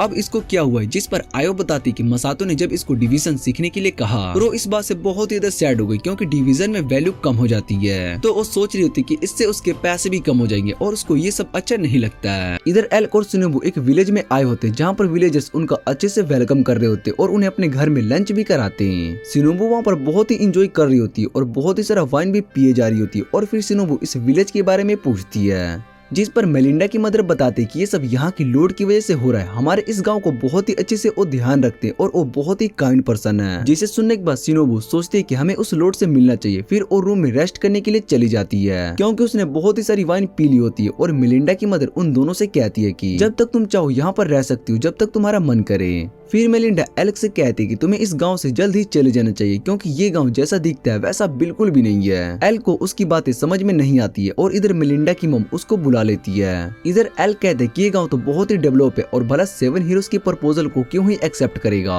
तभी शिनोबु उठकर एल को किस कर लेती है और ये देखकर एल बहुत ही हैरान हो जाता है और उससे कहते हैं कि तुम अभी नशे में हो। जिस पर शिनोबु उसको बताती है कि एक निंजा को नशे में डालना इतना आसान नहीं होता है। फिर वो एल को बताती है कि जब हम खाना खा रहे थे तो सब लोग हमें ही देख रहे थे और खाना नहीं खा रहे थे, जबकि सबको बहुत ही भूख लगी थी। यहाँ तक कि उनकी हालत बहुत ही खराब हो रखी थी पर वो नॉर्मल प्रिटेंड कर रहे थे। उसके बाद वो एक एल को अपने साथ घर बेसमेंट में ले जाती है। वो एल से कहती कि मैंने इस गांव के बारे में पता लगाया और सच्चाई जानकर बहुत ही हैरान हो जाओगे। फिर बेसमेंट के अंदर एल्क वहाँ पर ह्यूमंस की डेड बॉडी को देखकर हैरान हो जाता है। शिनोबु बताते कि बाहर से आने वाले लोगों को मारकर उन्हें लूट लेते और खा जाते हैं। ये सुनकर एल्क शिनोबु से पूछते कि हमने भी अभी इंसानों को खाया था, जिस पर शिनोबु मना कर देती है और बताते कि वो एनिमल का मीट था। दूसरी तरफ गांव में नाइट्स लोगों को इन्फेक्शंस के लिए बुला रहे होते और उनके साथ उनकी लीडर जैन भी होती है। शिनोबु और एल्क दोनों छुपकर ये सब देख रहे होते और नाइट सभी गांव वालों को चेक करके वापस जाने के लिए कहते हैं, जिसके बाद सभी जा रहे होते हैं। और तभी नाइट मिलिंडा और उनकी मोम को रुकने के लिए कहता है और फिर वो मिलिंडा से कहते हैं कि तुम्हारे कपड़े गंदे हैं। ये सुनकर मिलिंडा और उसकी मोम दोनों हैरान हो जाते हैं और नाइट मिलिंडा से कहते हैं कि तुमने रूल को तोड़ा है। जीन बताती कि इस गांव में गुस्ताव के लॉ को फॉलो किया जाता है लेकिन तुमने लॉ को तोड़ा है, इसलिए तुम्हें पनिशमेंट मिलेगी। और ये सुनने के बाद मिलिंडा और उसकी मोम दोनों डर जाती है। नाइट मिलिंडा को पकड़कर उसे व्हिप से मारने के लिए जा रहा होता है। तभी मिलिंडा की मोम जीन से कहते कि वो उसकी बेटी की जगह उसको पनिशमेंट दे। जीन उससे कहते कि तुम्हें स्माइल करना होगा और ये यहाँ के रूल है। जिसे सुनने के बाद मिलिंडा की मोम स्माइल करने लगती है और दूसरी तरफ नाइट मिलिंडा को मारे जा रहे होते हैं, जिसे देखकर एल्क बहुत ही ज्यादा गुस्सा हो जाता है और वो कहता है कि हमें उसको बचाना चाहिए। जिस पर शिनोबु एल्क से कहते कि तुम मेरे दुश्मन को बचाने की बात करो जबकि ये लोग हमें मारने वाले थे। इधर मिलिंडा बेहोश हो चुकी होती है और एलेक्स शिनोबु को बताता है कि मिलिंडा ने उसको पहले इस गांव से जाने के लिए कह दिया था। जिसे सुनने के बाद शिनोबु एलेक्स से कहती कि अगर ऐसी बात है तो मैं उसकी मदद करने के लिए जा रही हूँ। फिर शिनोबु वहाँ पर आ जाती है और वो जीन से कहती कि मैं तुम सभी नाइट्स को आसानी से फाइट में हरा सकती हूँ। इतना कहने के बाद वो अपने वेपन को दिखाती है और उन्हें देखकर वो समझ जाते हैं कि शिनोबु एक निंजा है। वो शिनोबु से पूछती है क्या तुम इस गाँव पर अटैक करने के लिए आई हो, जिस पर शिनोबु जीन से कहती है कि अगर तुम इस गाँव की बच्ची को जाने देती हो तो मैं सरेंडर कर दूंगी और जीन इसके लिए मान जाती है। फिर शिनोबु अपनी वेपन गिरा देती है और जीन नाइट शिनोबु को पकड़ने के लिए कहती है। फिर हमें पता चलता है कि शिनोबु ने ये प्लान बनाया था कि वो सरेंडर कर देगी और उसने अपने फोन एल को दे दिया था जिससे कि वो सुकासा को ये सब इन्फॉर्म कर देंगे और उसके बाद शिनोबु को पकड़कर जेल में डाल दिया जाता है, जहाँ पर शिनोबु सोच रही होती कि मैं यहाँ से आसानी से भाग सकती हूँ और इनमें से एक नाइट को किडनैप करके उससे राज पता कर सकती हूँ। तभी वहाँ पर जीन आ जाती है और नाइट जीन से कहती है कि क्या हम सब इस लड़की को टॉर्चर करने वाले। ये बात को सुनकर वो बहुत ही खुश हो जाता है। फिर जीन उस नाइट को वहाँ से जाने के लिए कहती है और बताती कि मैं किसी वुमेन को इस तरह से टॉर्चर नहीं करने वाली हूँ, जिस पर ओ नाइट जिन से कहते कि ये हमारी दुश्मन है और जिन गुस्से में उस नाइट को वहाँ से जाने के लिए कहती है। नाइट भी डर कर वहाँ से चला जाता है और फिर जिन शिनोबु से पूछती कि तुम यहाँ पर किस लिए आई हो। इधर मेलिंडा अभी भी बेहोश होती है और एल्क को थैंक्स कह रही होती कि उसने मेरी बेटी की जान बचाई। फिर एल्क उससे कहते कि मुझे तुम्हारी सच्चाई का पता चल गया और तुम लोगों को अपने बेसमेंट में मार देते हो। ये सुनकर मेलिंडा की मम बहुत ही ही हैरान हो जाती है और एल्क उससे कहते हैं कि तुम हमारे साथ भी ऐसा ही करने वाली थी। फिर मिलिंडा की मम उससे माफी मांगती है और कहती है कि हमारे पास कोई चॉइस नहीं थी और हमें जिंदा रहने के लिए ये सब करना होता है। वो एल्क को इस गांव के पास्ट के बारे में बताती कि ये गांव पहले एक फार्मर गांव होता था, लेकिन बाद में यहाँ पर गुस्ताव आ गया जिसने इस गांव को बहुत ज्यादा डेवलप करना शुरू कर दिया और इन सब के लिए गांव वालों से बहुत ज्यादा टैक्स भी लिया करता था। ऐसा करते करते उसने सभी गांव वालों की जमीनों को भी ले लिया, जिस वजह से हमारे पास कुछ भी नहीं बचा और हमने दूसरे गांव के लोगों को मारकर खाना शुरू कर दिया। एल्क को उसकी बातें सुनकर बहुत ही बुरा लग रहा होता है और दूसरी तरफ हम गुस्ताव को देखते हैं जो कि गोल्ड स्टैचू को देखकर बहुत ही ज्यादा खुश हो रहा होता है। वो ऑस्कर से कहते हैं कि मैं ऐसे ही 4 स्टैचू बनवाना चाहता हूँ, जिस पर ऑस्कर उसको बताता है कि इस एक स्टैचू को बनाने के लिए हमने गांव वालों से बहुत ज्यादा टैक्स लिया है, जिस वजह से वो लोग दूसरों को मारकर खा रहे हैं। पर गुस्ताव को इन सब बातों से कोई भी फर्क नहीं पड़ता है और वो ऑस्कर से कहते हैं कि नाइट का काम अपने लॉर्ड को प्रोटेक्ट करना होता है और लोग अपनी जान लॉर्ड के लिए देते हैं। ये सुनकर ऑस्कर हैरान हो जाता है और फिर गुस्ताव ऑस्कर से फिंडोल्फ कंट्री के बारे में पूछता है, जिस पर ऑस्कर बताता है कि हमारी आर्मी फिंडोल्फ पर विंटर में अटैक करने के लिए जाएगी। और ये जानकर गुस्ताव बहुत ही ज्यादा गुस्सा हो जाता है और वो कहता है कि वो लोग मेरे लैंड पर कब्जा करके बैठे हुए हैं, मैं उन्हें खत्म कर दूंगा। और इतना कहने के बाद अपना सर उसके स्टैचू पर मारने लगता है, जिससे कि उसके सर से खून बहना शुरू हो जाता है और ऑस्कर ये सब देखकर डर जाता है और गुस्ताव कहता है कि टाइम आ चुका है, मैं उसका यूज करूं। इतना कहने के बाद वो बेसमेंट में आ जाता है जहाँ पर हेवन फ्लेम रखा हुआ होता है और वो जाकर उसको उठा लेता है। इधर लूरी को अपने अंदर से आवाज सुनाई देती है और उसको 7 हीरोज को गाइड करना होगा और उन सभी की जान खतरे में। लूरी समझ नहीं पा रही होती कि उसको भला ये आवाज कैसे सुनाई दे रही है और इधर गुस्ताव उसको फिंडोल्फ कंट्री की ओर फेंक देता है। रिंगो सुकासा को इन्फॉर्म करती है कि कोई ऑब्जेक्ट तेजी से यहाँ पर आ रहा है और सुकासा रिंगो से पूछते कि तुम ये पता करोगे किस डायरेक्शन से ये आ रहा है। फिर रिंगो बताती है कि साउथ ईस्ट से आ रहा है जहाँ पर गुस्ताव रीजियन है और सुकासा समझ जाता है कि गुस्ताव ने उन पर हेवन फ्लेम का यूज किया है। हेवन फ्लेम एक स्ट्रॉन्ग वेपन है जिसके अटैक से वहाँ की जगह पूरी तरीके से खत्म हो जाती है और हमें उसको रोकना होगा।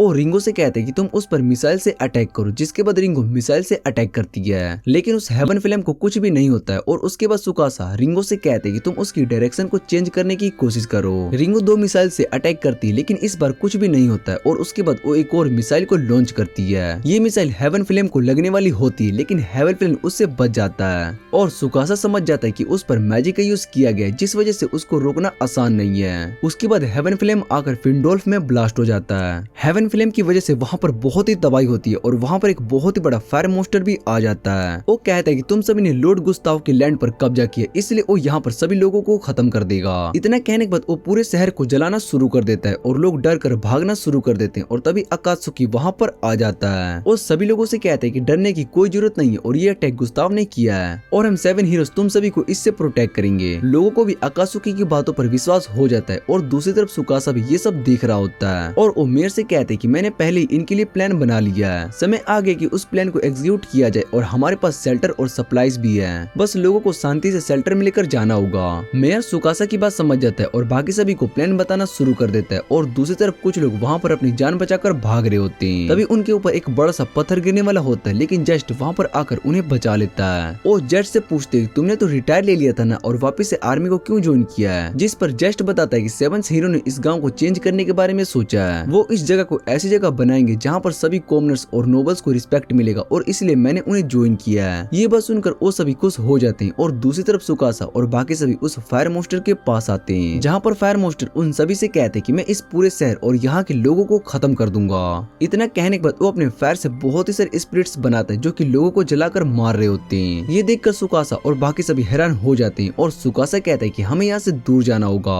वो सभी लोगों के साथ मार्केट एरिया में आ जाता है और इधर फ्लेम मोस्टर शहर को जलाया जा रहा होता है। मसातो सुकासा से पूछता है कि हम इसको कैसे रोकेंगे और तभी वहाँ पर लूरी आ जाती है। वो सुकासा को बताती है कि इस हेवन फ्लेम को रोकने के लिए हमें उसके कोर को खत्म करना होगा। सुकासा लूरी से पूछते है कि तुम्हें ये बात कैसे पता है, जिस पर लूरी उसको बताते कि इस बारे में कुछ भी नहीं पता है उसको, पर उसके दिमाग में स्पिरिट्स की आवाजें सुनाई दे रही है जिसने उसको ये बताया है और वो उन सभी से कहते हैं कि तुम मेरी बातों पर विश्वास करो। सुकासा लूरी से कहते हैं कि मुझे तुम पर पूरा विश्वास है और तुम अपनी जान को खतरे में डालकर यहाँ पर आई हो और हमें ये इन्फॉर्मेशन दिया, जिससे कि पता चलता है कि तुम सभी लोगों की केयर करती हो। और ये सुनने के बाद लूरी इमोशनल हो जाती है। फिर सुकासा रिंगो से पूछते कि हमारे पास अभी कितने मिसाइल्स और बची हुई है। रिंगो उसको बताते कि हमारे पास सिर्फ एक ही मिसाइल है और मसातो ये सुनने के बाद हैरान हो जाता है और सुकासा से कहता है कि हमारे पास सिर्फ एक ही मिसाइल है, तो क्या हमें इसका यूज करना चाहिए, जिस पर सुकासा उसको बताता है कि हमारे पास कोई भी चॉइस नहीं है और वैसे भी वो फायर मोस्टर हमारे मिसाइल मिसाइल से इसलिए बच रहा था क्योंकि उसके पास बहुत ही ज्यादा मैजिक पावर है, पर अभी उसने अपने बहुत ही सारे क्रिएचर्स बना लिए जिससे कि अब उसकी पावर कम हो गई होगी और हम उसके कोर पर अटैक करके उसको खत्म कर सकते हैं। रिंगो बताती कि हमें इस मिसाइल को उस मोस्टर के करीब लेकर जाना होगा जो कि बहुत ही मुश्किल है। फिर मसातो कहता है कि हम इस मिसाइल पर इस रोबोट एआई को लगा देते हैं और रिंगो बताती कि फायर की वजह से इसके सारे सर्किट्स जल जाएंगे।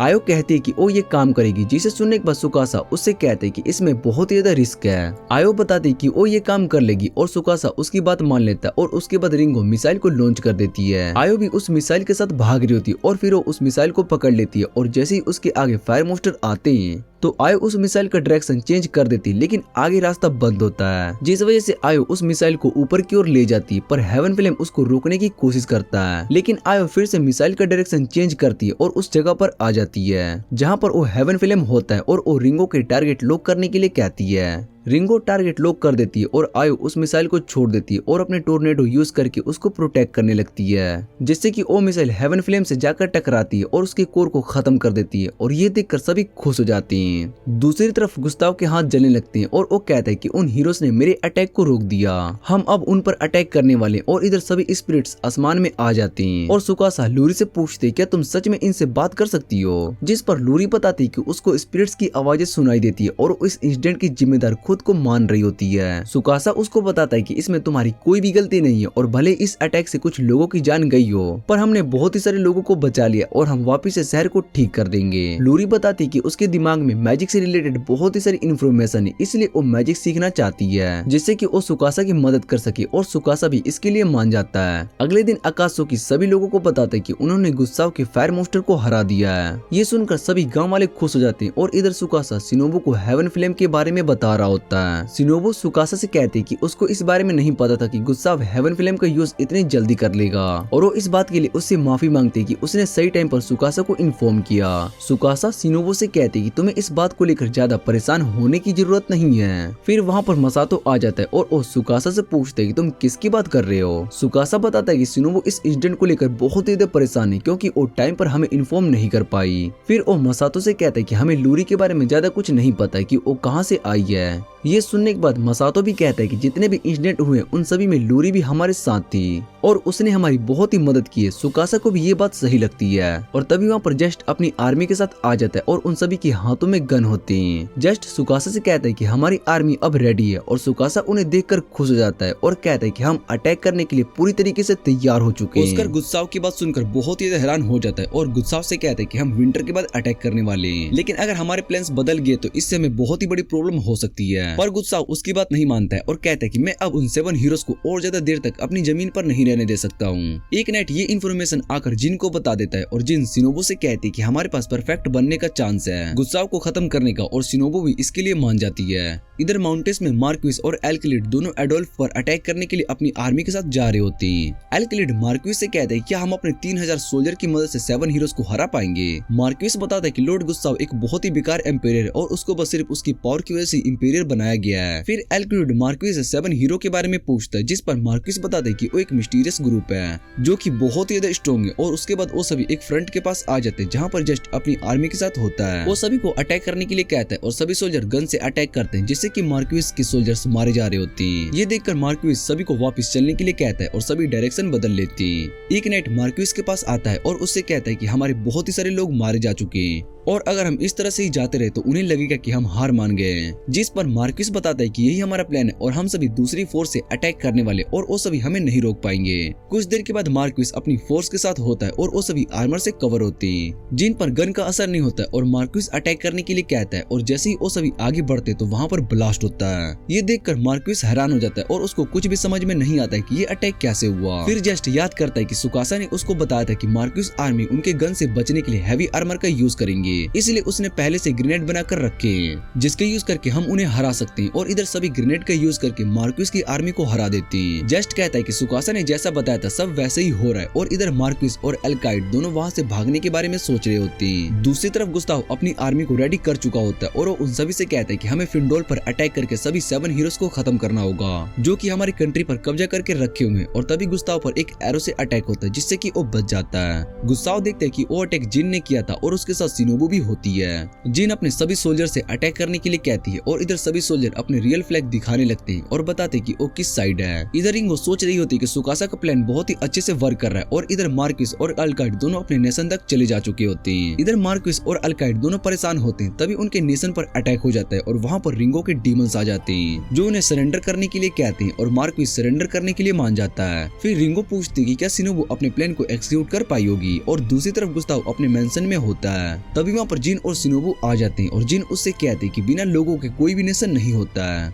जिस पर गुस्साओ कहते हैं कि नेशन के सभी लोग वहाँ के एम्पायर को ही सर्व करते हैं। और ये सुनने के बाद जिन सिनोबू से कहते हैं कि हमें अब इसको खत्म करना होगा। फिर वो दोनों गुस्साओ पर अटैक करने के लिए आगे बढ़ते हैं और गुस्साओ भी उन पर अपनी नाइफ से अटैक करता है, लेकिन वो उनके सभी अटैक से बच जाता है। पर जिन को एक अटैक लग जाता है जिससे कि वो नीचे गिर जाती है। गुस्साओ उनसे कहते हैं कि तुम्हें खत्म करने के बाद मैं फिंडोल को भी तबाह कर दूंगा। सिनोबू जिन से पूछती है क्या वो अटैक करने के लिए रेडी है, जिस पर जिन हाँ कह देती है और उसके बाद सिनोबू गुस्साओ के पास जाके यो बम फेंक देती है जिसके अंदर से बहुत ही तेज लाइट बाहर निकलती है और गुस्साओ को कुछ भी दिखाई नहीं दे रहा होता है। तभी जिन अपनी सोर्ड से उस पर अटैक कर देती है और गुस्साओ से कहती है कि तुम अब हार चुके हो। पर गुस्साओ उसकी सोर्ड को अपने मैजिक से जला देता है और सिनोबू गुस्साओ पर अटैक करती है, लेकिन गुस्साओ उससे बच जाता है और सिनोबू पर अटैक करता है। सिनोबू को भी अटैक लग जाता है और इधर जिन पीछे से गुस्साओ पर अटैक कर देती है जिससे कि गुस्साओ को बहुत ही चोट लगती है। फिर वो जिन पर अटैक करने के लिए जा रही होती है, लेकिन सिनोबू उसको बचा लेती है, पर वो अपने वेपन से जिमोर पर अटैक करती है जिससे कि वो जिमोर गुस्साओ के आगे जाकर गिर जाता है और गुस्साओ बहुत ही ज्यादा इंजर्ड हो चुका होता है। जिन कहती है कि क्या गुस्साओ मर चुका होगा और तभी गुस्साओ उनसे कहते हैं कि मुझे मारना इतना आसान भी नहीं है। तभी वहाँ पर गुस्साओ के ब्लड से एक मैजिक सर्कल बनने लगता है और सिनोबू जिन को लेकर उस मेंशन के बाहर आ जाती है। उस मैजिक की वजह से मेंशन ब्लास्ट हो जाता है और जिन सिनोबू से कहती है कि गुस्साओ ने हमें मारने के लिए खुद को ब्लास्ट कर दिया। दूसरी तरफ सेवन लाइट्स के मेंबर बाकी लोगों की मदद कर रहे होते हैं और इधर सिनोबू सुकासा को सारी बात बताती है, जिसे सुनने के बाद सुकासा सिनोबू से पूछते है कि तुम्हें क्या लगता है कि गुस्साओ मारा गया होगा, जिस पर सिनोबू बताते है कि उसको इस बारे में कुछ भी नहीं पता, लेकिन वहाँ के लोगों ने रिलीजन में ये बात फैला दी कि गुस्साओ मारा जा चुका है, जिससे कि सभी लोगों के अंदर से उसका डर चला जाए और वो अच्छे से अपनी लाइफ को जी सके। फिर सिनोबू सुकासा से कहती कि मैं भी उस रिलीजन पर नजर रखने के लिए जा रही हूँ। इधर मेयर्स मार्क्विस और अल्काइड के पास आते हैं और मार्क्विस उनके वेपन को देखकर कहते हैं कि ये सभी हमसे बहुत ज्यादा एडवांस हैं। फिर मेयर उन्हें बताता है कि सुकासा ने तुम्हारे प्लान्स के बारे में सब कुछ पहले ही पता लगा लिया था और ये सुनने के बाद मार्क्विस कहता है कि ये काम तो सिर्फ एक गॉड ही कर सकता है, हम ह्यूमंस गॉड के आगे कुछ भी नहीं कर सकते, इसलिए उस सेवन लाइट्स के साथ जुड़ने के लिए मान जाते हैं। दूसरी तरफ सभी मैसेज ले रहे होते हैं और सिनोबू उन्हें बताती है कि इस जगह पर क्वींस और रॉयल फैमिलीज के लोग आते हैं। वो सभी वहाँ पर बहुत ही इंजॉय कर रहे होते हैं और सिनोबू रिंगो को परेशान किए जा रही होती है। आकाशुकी उन सभी को वहाँ पर देखकर बहुत ही ज्यादा अनकंफर्टेबल फील कर रहा होता है। इधर मसातो और सुकासा साथ में बैठे होते हैं और फिर सभी गर्ल्स मसाज लेने के लिए वहाँ पर आते हैं। आकाशुकी को लड़की के कपड़ों में देखकर सुकासा और मसातो हंसने लगते हैं और मसातो उसका मजाक उड़ाता है। आकाशुकी मसातो से कहता है कि क्या तुम्हें मार खाना है और मसातो उससे कहता है कि मैं बस मजाक कर रहा था। सुकासा आकाशुकी से कहता है कि आयो का तुम्हारे साथ रहना बहुत ही जरूरी है, इसलिए तुम्हें ये सब फेस करना होगा और वैसे भी तुम यहाँ पर सबसे ज्यादा इम्पोर्टेंट हो। फिर सुकासा लूरी के बारे में पूछता है और केंजाकी बताते है कि वो मैजिक सीखने गई है और इधर लूरी अपने मैजिक से वाटर को कंट्रोल करना सीख रही होती है। मसातो कहता है कि लूरी हमारे बहुत ही काम आ सकती है, लेकिन अभी हमें एजर ब्रिगेड के बारे में सोचना चाहिए क्योंकि वो हमारे पास यहाँ पर बस फायदे के लिए आई है। और केंजाकी बताते कि अगर हमारी फाइट उनके साथ होती है तो हमें बहुत ही ज्यादा लोग मारे जा सकते हैं। सुकासा बताता है कि मुझे लगता है कि हमारे बीच अलायंस बने रखना पॉसिबल नहीं है। आकाशुकी सुकासा से कहता है कि कॉनरेड अब उस जगह पर एक नया लीडर है और शायद से एक अच्छा इंसान है, जिस पर सुकासा उसको बताता है कि कॉनरेड जैसा दिखता है वैसा वो है नहीं, उसने हमें झूठ बोला है। जब मैंने उससे गोल्डन स्टैचू के बारे में पूछा था तब उसने मुझे स्टैचू के बारे में कुछ भी नहीं बताया, पर मुझे पता है कि स्टैचू उसके कंट्रोल में और वो मुझे झूठ बोल रहा है। और ये सुनने के बाद आकाशुकी पूछते कि वो भला ऐसा क्यों कर रहा है, जिस पर सिनोबू उसको बताती कि उस स्टैचू पर पहले से ही उसकी नजर है और मुझे ये बात पता थी। आकाशुकी सुकासा से कहते कि तुमने कॉनरेड को कंट्री रीबिल्ड करने के लिए फंड्स क्यों दिए, जबकि तुम्हें ये बात पता थी कि उसके पास वो गोल्डन स्टैचू है। फिर सुकासा उसको बताता है कि इसके दो रीजन है। पहला, हमें ये बात कंफर्म नहीं है कि गुत्साओ मर चुका है, अगर वो जिंदा होगा तो वो उस स्टैचू के लिए जरूर आएगा। और दूसरा, सभी लोगों को ये लगता है कि अजूर ब्रिगेड ने गुत्साओ को हराया है, इसलिए हमें सबसे पहले वहाँ के लोगों को अपनी तरफ करना होगा। और जब कॉनरेड अपनी ड्यूटी ट्रिक्स शुरू करेगा तब तक कॉनरेड को रीजन डेवलप करने देते हैं और सही टाइम आने पर हम उससे सब कुछ ले लेंगे। फिर सुकासा उन्हें आगे के प्लान के बारे में बताने लगता है और कहते हैं कि हमें काम शुरू कर देना चाहिए। तभी केंजाकी कहती है कि सुकासा और रिंगो दोनों को 5 दिन के लिए रेस्ट करना चाहिए और वो दोनों बहुत ही ज्यादा काम कर रहे हैं। ऐसा चलता रहा तो तुम्हारी हेल्थ पर इसका बहुत ही ज्यादा असर पड़ सकता है। और सुकासा केंजाकी की बात मान लेता है। बाकी सभी को ये बात सही लगती है और सभी उन दोनों को रेस्ट करने के लिए कहते हैं। फिर सुकासा रिंगो से कहती कि हमें इस शहर में घूमने के लिए चलना चाहिए और रिंगो ये बात सुनकर थोड़ी हैरान हो जाती है। रिंगो इस बारे में अपने एआई को बताती है और वो रिंगो से कहती कि तुम सुकासा के साथ डेट पर जा रही हो, जिस पर रिंगो उससे कहती कि ये डेट नहीं, हम बस घूमने के लिए जा रहे हैं और एआई बताते कि इसको डेट ही कहते हैं। तुम्हें इस मौके का फायदा उठाना चाहिए वरना लूरी सुकासा को तुमसे दूर ले जाएगी। जिसे सुनने के बाद रिंगो याद करती कि लूरी और सुकासा बहुत ही ज्यादा क्लोज हैं। फिर वो कहती कि मैं सुकासा को अपने से दूर नहीं जाने दूंगी और उसके बाद वो टिप्स लेने के लिए आयो के पास आती है। वो आयो से कहती कि मेरे अंदर कॉन्फिडेंस की कमी है, जिस पर आयो उसको बताती है कि तुम सुकासा को एक फाइट के लिए चैलेंज करो और उसको हराकर अपना स्लेव बना लो।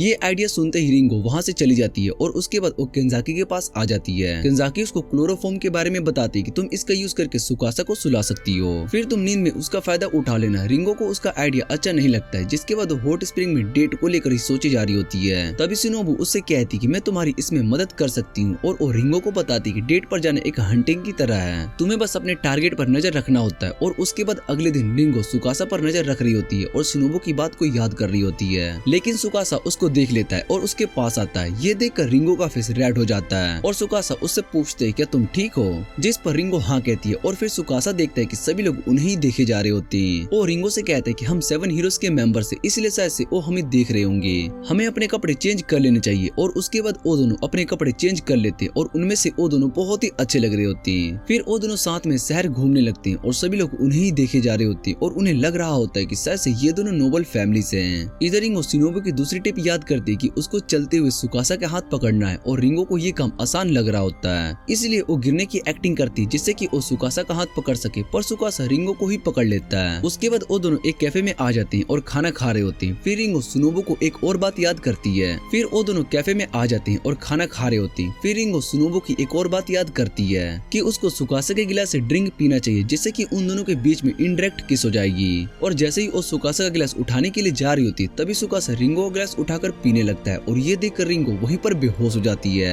फिर हमें रिंगो का पास्ट याद दिलाया जाता है जब उसका जन्म हुआ था और उसकी मॉम भी एक बहुत ही बड़ी साइंटिस्ट थी। रिंगो बचपन से ही बहुत ही स्मार्ट थी और उसको नई नई चीजें इन्वेंट करना बहुत ही अच्छा लगता था। रिंगो को बहुत ही सारे अवार्ड भी मिले होते हैं और ये देखकर रिंगो की मॉम को बिल्कुल भी अच्छा नहीं लगता है, इसलिए वो रिंगो को हेट करना शुरू कर देती है। और जब रिंगो अपनी मॉम के पास बात करने के लिए आती है तो वो रिंगो पर गुस्सा करने लगती है और रिंगो अपने रूम में जाकर सोचने लगती है कि उसकी मॉम उससे इतना हेट क्यों करती है। कुछ दिन बाद रिंगो की मॉम उसको छोड़कर जा रही होती है और रिंगो उन्हें रोकने की कोशिश करती है, पर उसकी मॉम उसकी एक नहीं सुनती और उसको छोड़कर चली जाती है। और ये देखकर रिंगो को बहुत ही बुरा लगता है। उसके बाद रिंगो क्लास में बैठकर सोच रही होती है कि अब उसके पास फैमिली और फ्रेंड्स दोनों ही नहीं है, तो भला वो इस दुनिया में क्या कर रही है। और तभी उसके पास एक लड़का आता है जो कि सुकासा होता है। सुकासा रिंगो को एक वॉच देता है और उससे कहता है क्या तुम मेरी वॉच को ठीक कर दोगी, जिस पर रिंगो उससे पूछती कि मैं भला इस वॉच को क्यों ठीक करूं, पर सुकासा कुछ भी नहीं कहता है और वहाँ से चला जाता है। रिंगो उसको भी ठीक करके दे देती है और फिर सुकासा उसको एक गेम ला कर देता है और रिंगो उस गेम को भी ठीक करने लगती है। वो सोच रही होती कि भला सुकासा बार बार उससे अपनी चीजें क्यों ठीक करवाता है। और फिर रिंगो अपनी मॉम को याद करने लगती है कि किस तरह से रिंगो ने सुकासा की बहुत ही सारी चीजों को ठीक कर दी होती है। और फिर रिंगो अपनी मॉम को याद करने लगती है और इस तरह से रिंगो ने सुकासा की बहुत ही सारी चीजों को ठीक कर दी होती है। जब एक दिन सुकासा रिंगो के पास एक कैमरा ठीक करवाने के लिए आता है तो रिंगो उसको ठीक करने से मना कर देती है और सुकासा को बताती है कि उसको चीजों को ठीक करने से ज्यादा नई चीजों को इन्वेंट करने में मजा आता है। ये सुनने के बाद सुकासा स्माइल करता है और वहाँ से चला जाता है और रिंगो को समझ में नहीं आ रहा होता है कि मेरे मना करने के बाद भी सुकासा स्माइल क्यों कर रहा था। फिर शाम को वो सुकासा को एक शॉप पर देखती है जहाँ पर शॉप का ओनर सुकासा से कहता है कि वो लड़की इस कैमरा को ठीक करने से मना कर दी है। रिंगो को पता चलता है कि सुकासा अपने लिए नहीं बल्कि दूसरों के सामान को ठीक करवाता था। शॉप ओनर सुकासा से कहता है कि वो लड़की सच में बहुत ही ज्यादा टैलेंटेड है, पर उसने चीजों को ठीक करने से मना क्यों कर दिया।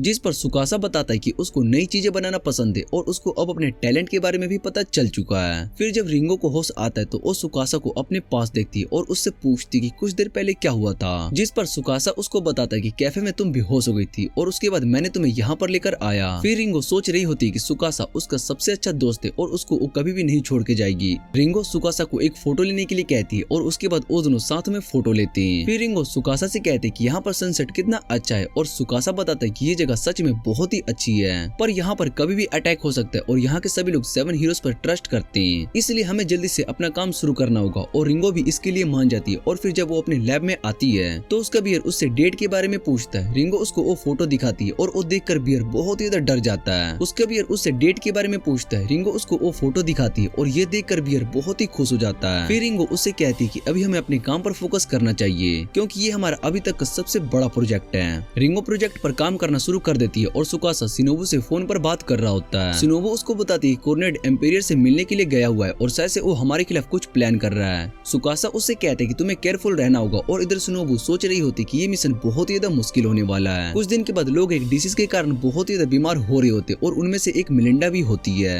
मिलिंडा की मॉम डॉक्टर से रिक्वेस्ट कर रही होती कि वो उसकी बेटी को बचा ले, जिस पर डॉक्टर कहते हैं कि हमारे पास होली वाटर खत्म हो चुका है। ये सुनकर उसकी मॉम निराश हो जाती है और अकात्सुकी डॉक्टर से होली वाटर के बारे में पूछता है, जिस पर डॉक्टर बताता है कि लेडी केंजाकी ने एक मेडिसिन बनाई थी और उसी को हम होली वाटर बोलते हैं, जो कि एक तरह की एंटीबायोटिक है। और इधर मिलिंडा दर्द से बहुत ही परेशान होती है और उसको ऐसा देखकर उसकी मॉम अकात्सुकी से रिक्वेस्ट करती है कि वो उसकी बेटी की जान बचा ले। पर अकात्सुकी को ये बात पता थी कि वो कुछ भी नहीं कर सकता और तभी वहाँ पर कुछ लोग आ जाते हैं। वो सभी चर्च को बुरा कह रहे होते हैं और अकात्सुकी से कहते हैं कि लॉर्ड अकात्सुकी इस बच्चे की जान नहीं बचाने वाले। फिर डॉक्टर बताता है कि ये लोग गुस्साओ मेडिकल गिल्ड से और उनमें से एक जिसका नाम सेरेन होता है। ये सुनने के बाद मिलिंडा की मॉम उससे रिक्वेस्ट करने लगती है और फिर वो अपने पास से एक मेडिसिन बाहर निकालता है और कहते हैं कि मैं इस मेडिसिन का यूज नहीं कर सकता हूँ क्योंकि लेडी केंजाकी ने हमारे इस मेडिसिन पर बैन लगा दिया है और अब अगर इस लड़की और यहाँ के सभी पेशेंट्स की मौत होती है तो उन सभी की मौत के जिम्मेदार 7 हीरोज ऑफ चर्च होने वाले। और तभी अकात्सुकी गुस्से में सभी से कहता है कि हम यहाँ के सभी पेशेंट्स को बचा लेंगे और केंजाकी इन सभी को अपने मेडिसिन से बचा लेगी। और तभी वहाँ पर केंजाकी आ जाती है और कहती है कि हम सभी पेशेंट्स को बचा सकते हैं। ये सुनकर वो तीनों हैरान हो जाते हैं और कहते हैं कि होली वाटर तो खत्म हो चुका है। फिर केंजाकी उन्हें कोल दिखाते हुए कहते हैं कि इससे मेडिसिन बनाने वाला हूँ। जिसे सुनकर वो सभी हंसने लगते। फिर वो वहाँ से जाते हुए कहते हैं कि अगर तुम मेडिसिन बनाने में फेल हो गए तो तुम्हें हमारे मेडिसिन पर लगा बैन हटाना होगा। फिर केंजाकी मिलिंडा को बेहोश कर देती जिससे कि वो थोड़ी देर रेस्ट कर पाए और उसकी मॉम से कहती कि आपको अपनी बेटी के लिए होप रखना चाहिए जिससे कि वो ठीक हो जाएगी। और उसके बाद अकात्सुकी उससे कहते कि मैंने उस समय गुस्से में कुछ ज्यादा ही बोल दिया। आयो उससे कहती कि तुमने कुछ भी गलत नहीं किया। और अकात्सुकी केंजाकी से पूछते कि सच में वो कोल से मेडिसिन बना सकती है। केंजाकी हाँ कहती और उसके बाद वो सभी गार्डन में मेडिसिन बनाने के लिए आ जाते हैं जहाँ पर सारा सामान रखा हुआ होता है। अकात्सुकी केंजाकी से पूछती क्या हम सब मिलकर मेडिसिन बनाने वाले हैं, जिस पर केंजाकी बताती कि उसने रिंगो की मदद लेने के बारे में सोचा था लेकिन इस समय वो बड़े प्रोजेक्ट पर काम कर रही है इसलिए मैंने उसकी जगह पर किसी और को बुलाया। फिर वहाँ पर लूरी आ जाती है और केंजाकी बताती कि इस दुनिया में मैजिक भी एक टेक्नोलॉजी की तरह काम करती है। लूरी इस बात से खुश थी कि वो मेडिसिन बनाने में उनकी मदद कर सकती है और उसके बाद वो और केंजाकी मिलकर मेडिसिन बनाना शुरू कर देते हैं। कुछ देर के बाद वो मैजिकल पाउडर बना लेते हैं और उसके बाद वो सभी पेशेंट्स को मैजिकल पाउडर दे देते हैं जिससे कि वो वापस से नॉर्मल हो जाते हैं। और मिलिंडा और उसकी मॉम दोनों केंजाकी को थैंक्स कहती है। केंजाकी उनसे कहती कि ये सब उन्हीं की वजह से हुआ है और मिलिंडा ने अपनी बीमारी से खुद फाइट करी है और उसकी मॉम ने भी उसकी उम्मीद नहीं छोड़ी जिस वजह से अब मिलिंडा ठीक है। और ये बात सुनने के बाद सभी इमोशनल हो जाते हैं और केंजाकी देखती है कि कोई उनकी बातें सुनकर वहाँ से भाग रहा है। फिर हम मेडिकल गिल्ड के लोगों को देखते हैं जो कि सेरेन को बता रहे होते कि केंजाकी ने मेडिसिन बना ली है। उसमें उसकी मदद एक लड़की ने की है जो कि मैजिक यूज कर सकती है। और फिर सेरेन कहते हैं कि हमें उस लड़की को पकड़ना होगा जिसके बाद हम उसके मैजिक का यूज करके मेडिसिन को खराब कर देंगे। इन सब से 7 हीरोज और चर्च पर से लोगों का भरोसा उठ जाएगा और उनकी रेपुटेशन भी चली जाएगी। तभी वहाँ पर केंजाकी आ जाती है और उसको वहाँ पर देखकर तीनों हैरान हो जाते हैं और केंजाकी उन्हें नीडल से मारकर बेहोश कर देती है। सिरेन अपनी बॉडी को मूव नहीं कर पा रहा होता है और उसके बाद केंजाकी उसके पास आती है और उससे कहती है कि हम ह्यूमन माइंड को बदल सकते हैं। फिर वो अपने पास से एक ब्लेड निकालती है जिसे देखकर सिरेन बहुत ही ज्यादा डर जाता है और वो केंजाकी से कहता है कि तुम एक डीमन हो। ये सुनकर केंजाकी हंसने लगती है और कहती है कि डीमन वर्ल्ड मेरे लिए सही होगा। वैसे भी मुझे गॉड बिल्कुल पसंद नहीं है और मैं इस दुनिया में सबसे ज्यादा हेट गॉड से ही करती हूँ क्योंकि उसने ऐसे क्रिएचर को बनाया जो कि बीमार हो जाते हैं। गॉड्स ने उन्हें परफेक्ट नहीं बनाया और इसी की वजह से काफी लोग बहुत ही सारे डिजीज के कारण मारे जाते हैं। अगर मैं गॉड से फाइट कर पाती तो सबसे पहले मैं गॉड को ही हरा कर खत्म कर देती। इतना कहने के बाद वो सिरेन के सर पर एक ब्लेड मार देती है। अगले दिन मिलिंडा और उसकी मॉम सभी को थैंक्स कह रहे होते हैं और वहाँ से जा रही होती है और सिरेन भी केंजाकी और वहाँ के डॉक्टर के साथ काम कर रहा होता है पर उसका बिहेवियर पहले से बहुत ही चेंज हो चुका होता है और डॉक्टर इस बारे में केंजाकी से पूछता है। ये सुनकर केंजाकी स्माइल करने लगती है और दूसरी तरफ हम कोनरोड को देखते हैं जो कि जनरल नीरो से मिलने के लिए आया होता है। जनरल नीरो कोनरोड से कहता है कि तुमने गुस्साओ को मारा है और मैं इसके लिए तुम्हें कोई भी सजा नहीं दूंगा क्योंकि तुमने उसको मारकर अच्छा काम किया है। भले ही वो रॉयल फैमिली से था पर उसने ही लोगों को भूख से मार दिया था। तुमने गुस्साओ को मारकर ये साबित कर दिया कि जो सबसे ज्यादा स्ट्रॉन्ग होता है वही इस दुनिया पर राज कर सकता है। ये सुनकर कोनरोड खुश हो जाता है और फिर नीरो कहता है कि अजय ब्रिगेड ने 7 लाइट्स ऑफ चर्च के साथ हाथ मिला लिया है और अब तुम सभी साथ में काम कर रहे हो। जिस पर कोनरोड बताता है कि उसके पास अब कोई भी रास्ता नहीं था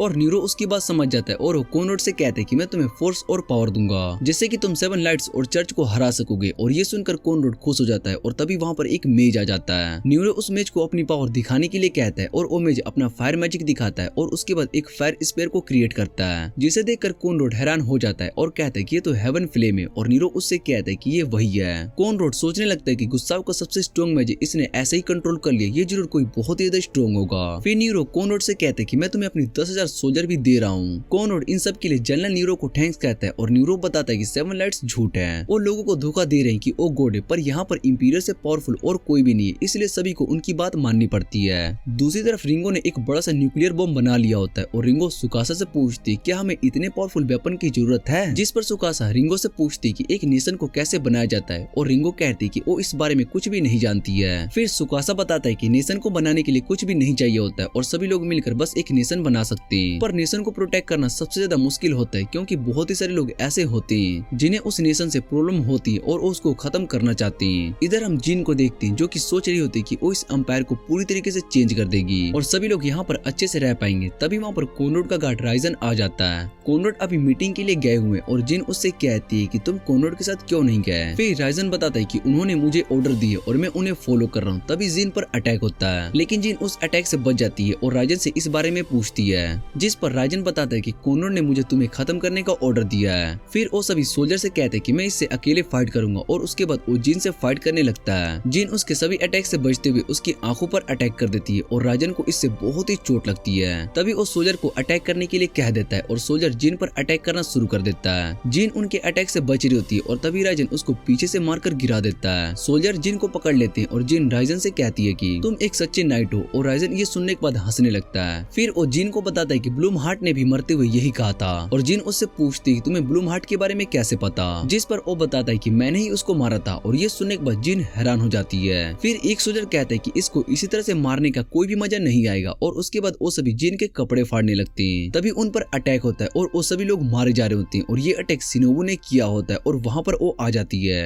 फिर शिनोबु राजन से कहती है कि अजन ब्रिगेड ने हमें धोखा देने के बारे में सोच लिया है और राजन उसकी बात सुनने के बाद कहते हैं कि 7 लाइट्स के हीरोज बहुत ही स्मार्ट है। जिन शिनोबु से पूछती है कि तुम यहाँ पर किस लिए आई हो और शिनोबु उसको बताती है कि मैं यहाँ पर तुम्हारी मदद करने के लिए आई हूँ। फिर वो दोनों राजन से लड़ना शुरू कर देते हैं और राजन के अटैक से बचते हुए शिनोबु उस पर अटैक कर देती है। उसके बाद जिन अपनी सोर्ड से अटैक करके राजन को मार देती है और अपनी सोर्ड को देखते हुए कहती है कि ये सोर्ड मुझे ब्लूम हार्ट ने दिया, आज मैं उसकी ट्रेनिंग की वजह से इतना ज्यादा स्ट्रॉन्ग हूँ। फिर शिनोबु जिन से कहती है कि मैं तुम्हें कुछ दिखाना चाहती हूँ, जिसके बाद वो दोनों एक बेसमेंट में आ जाते हैं जहाँ पर उस गोल्डन स्टैचू को तोड़कर रखा हुआ होता है। ये देखकर जिन हैरान हो जाती है और शिनोबु बताती है कि जब 7 हीरोज ने कॉनरॉड से इस बारे में पूछा था तब उसने बताने से मना कर देता क्योंकि वो इस स्टैचू को यूज अपने फायदे के लिए करना चाहता था। जिन ये सब सुनने के बाद कहती कि अजर ब्रिगेड जिस रीजन से बना था अब वो उसके अपोजिट काम कर रहा है। फिर शिनोबु जिन से कहती कि हम 7 लाइट्स का गोल अभी भी सेम है और तुम चाहो तो हमें ज्वाइन कर सकती हो। जिन भी इसके लिए मान जाती है और शिनोबु भी इस बात से बहुत ही ज्यादा खुश हो जाती है और तभी वहाँ पर कुछ लोग आने लगते हैं जिन्हें देखकर शिनोबु और जिन वहीं पर छुप जाते हैं और शिनोबु वहाँ पर तभी वहाँ पर कुछ लोग आने लगते हैं जिन्हें देखकर शिनोबु और जिन वहीं पर छुप जाते हैं और शिनोबु वहाँ पर कॉनरॉड को एक मेज के साथ देखती है। कॉनरॉड उस मेज को इंपीरियर की स्टैचू दिखाता है और उस स्टैचू को टूटा हुआ देखकर मेज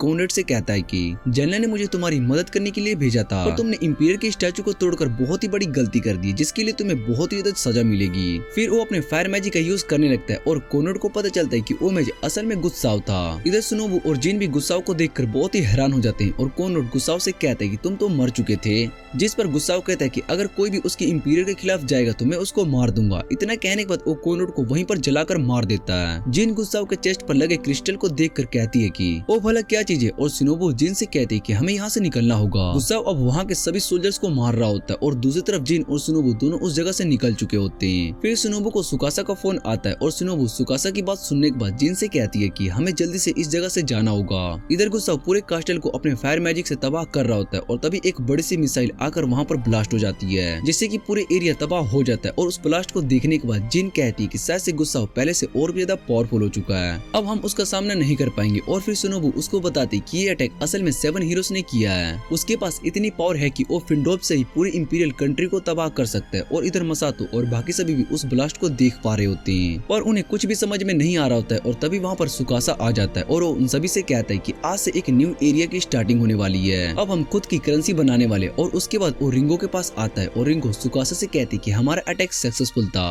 फिर सुकासा बताता है कि फ्यूचर में हम इस वेपन को यूज करने के लिए एक रूल पास करेंगे।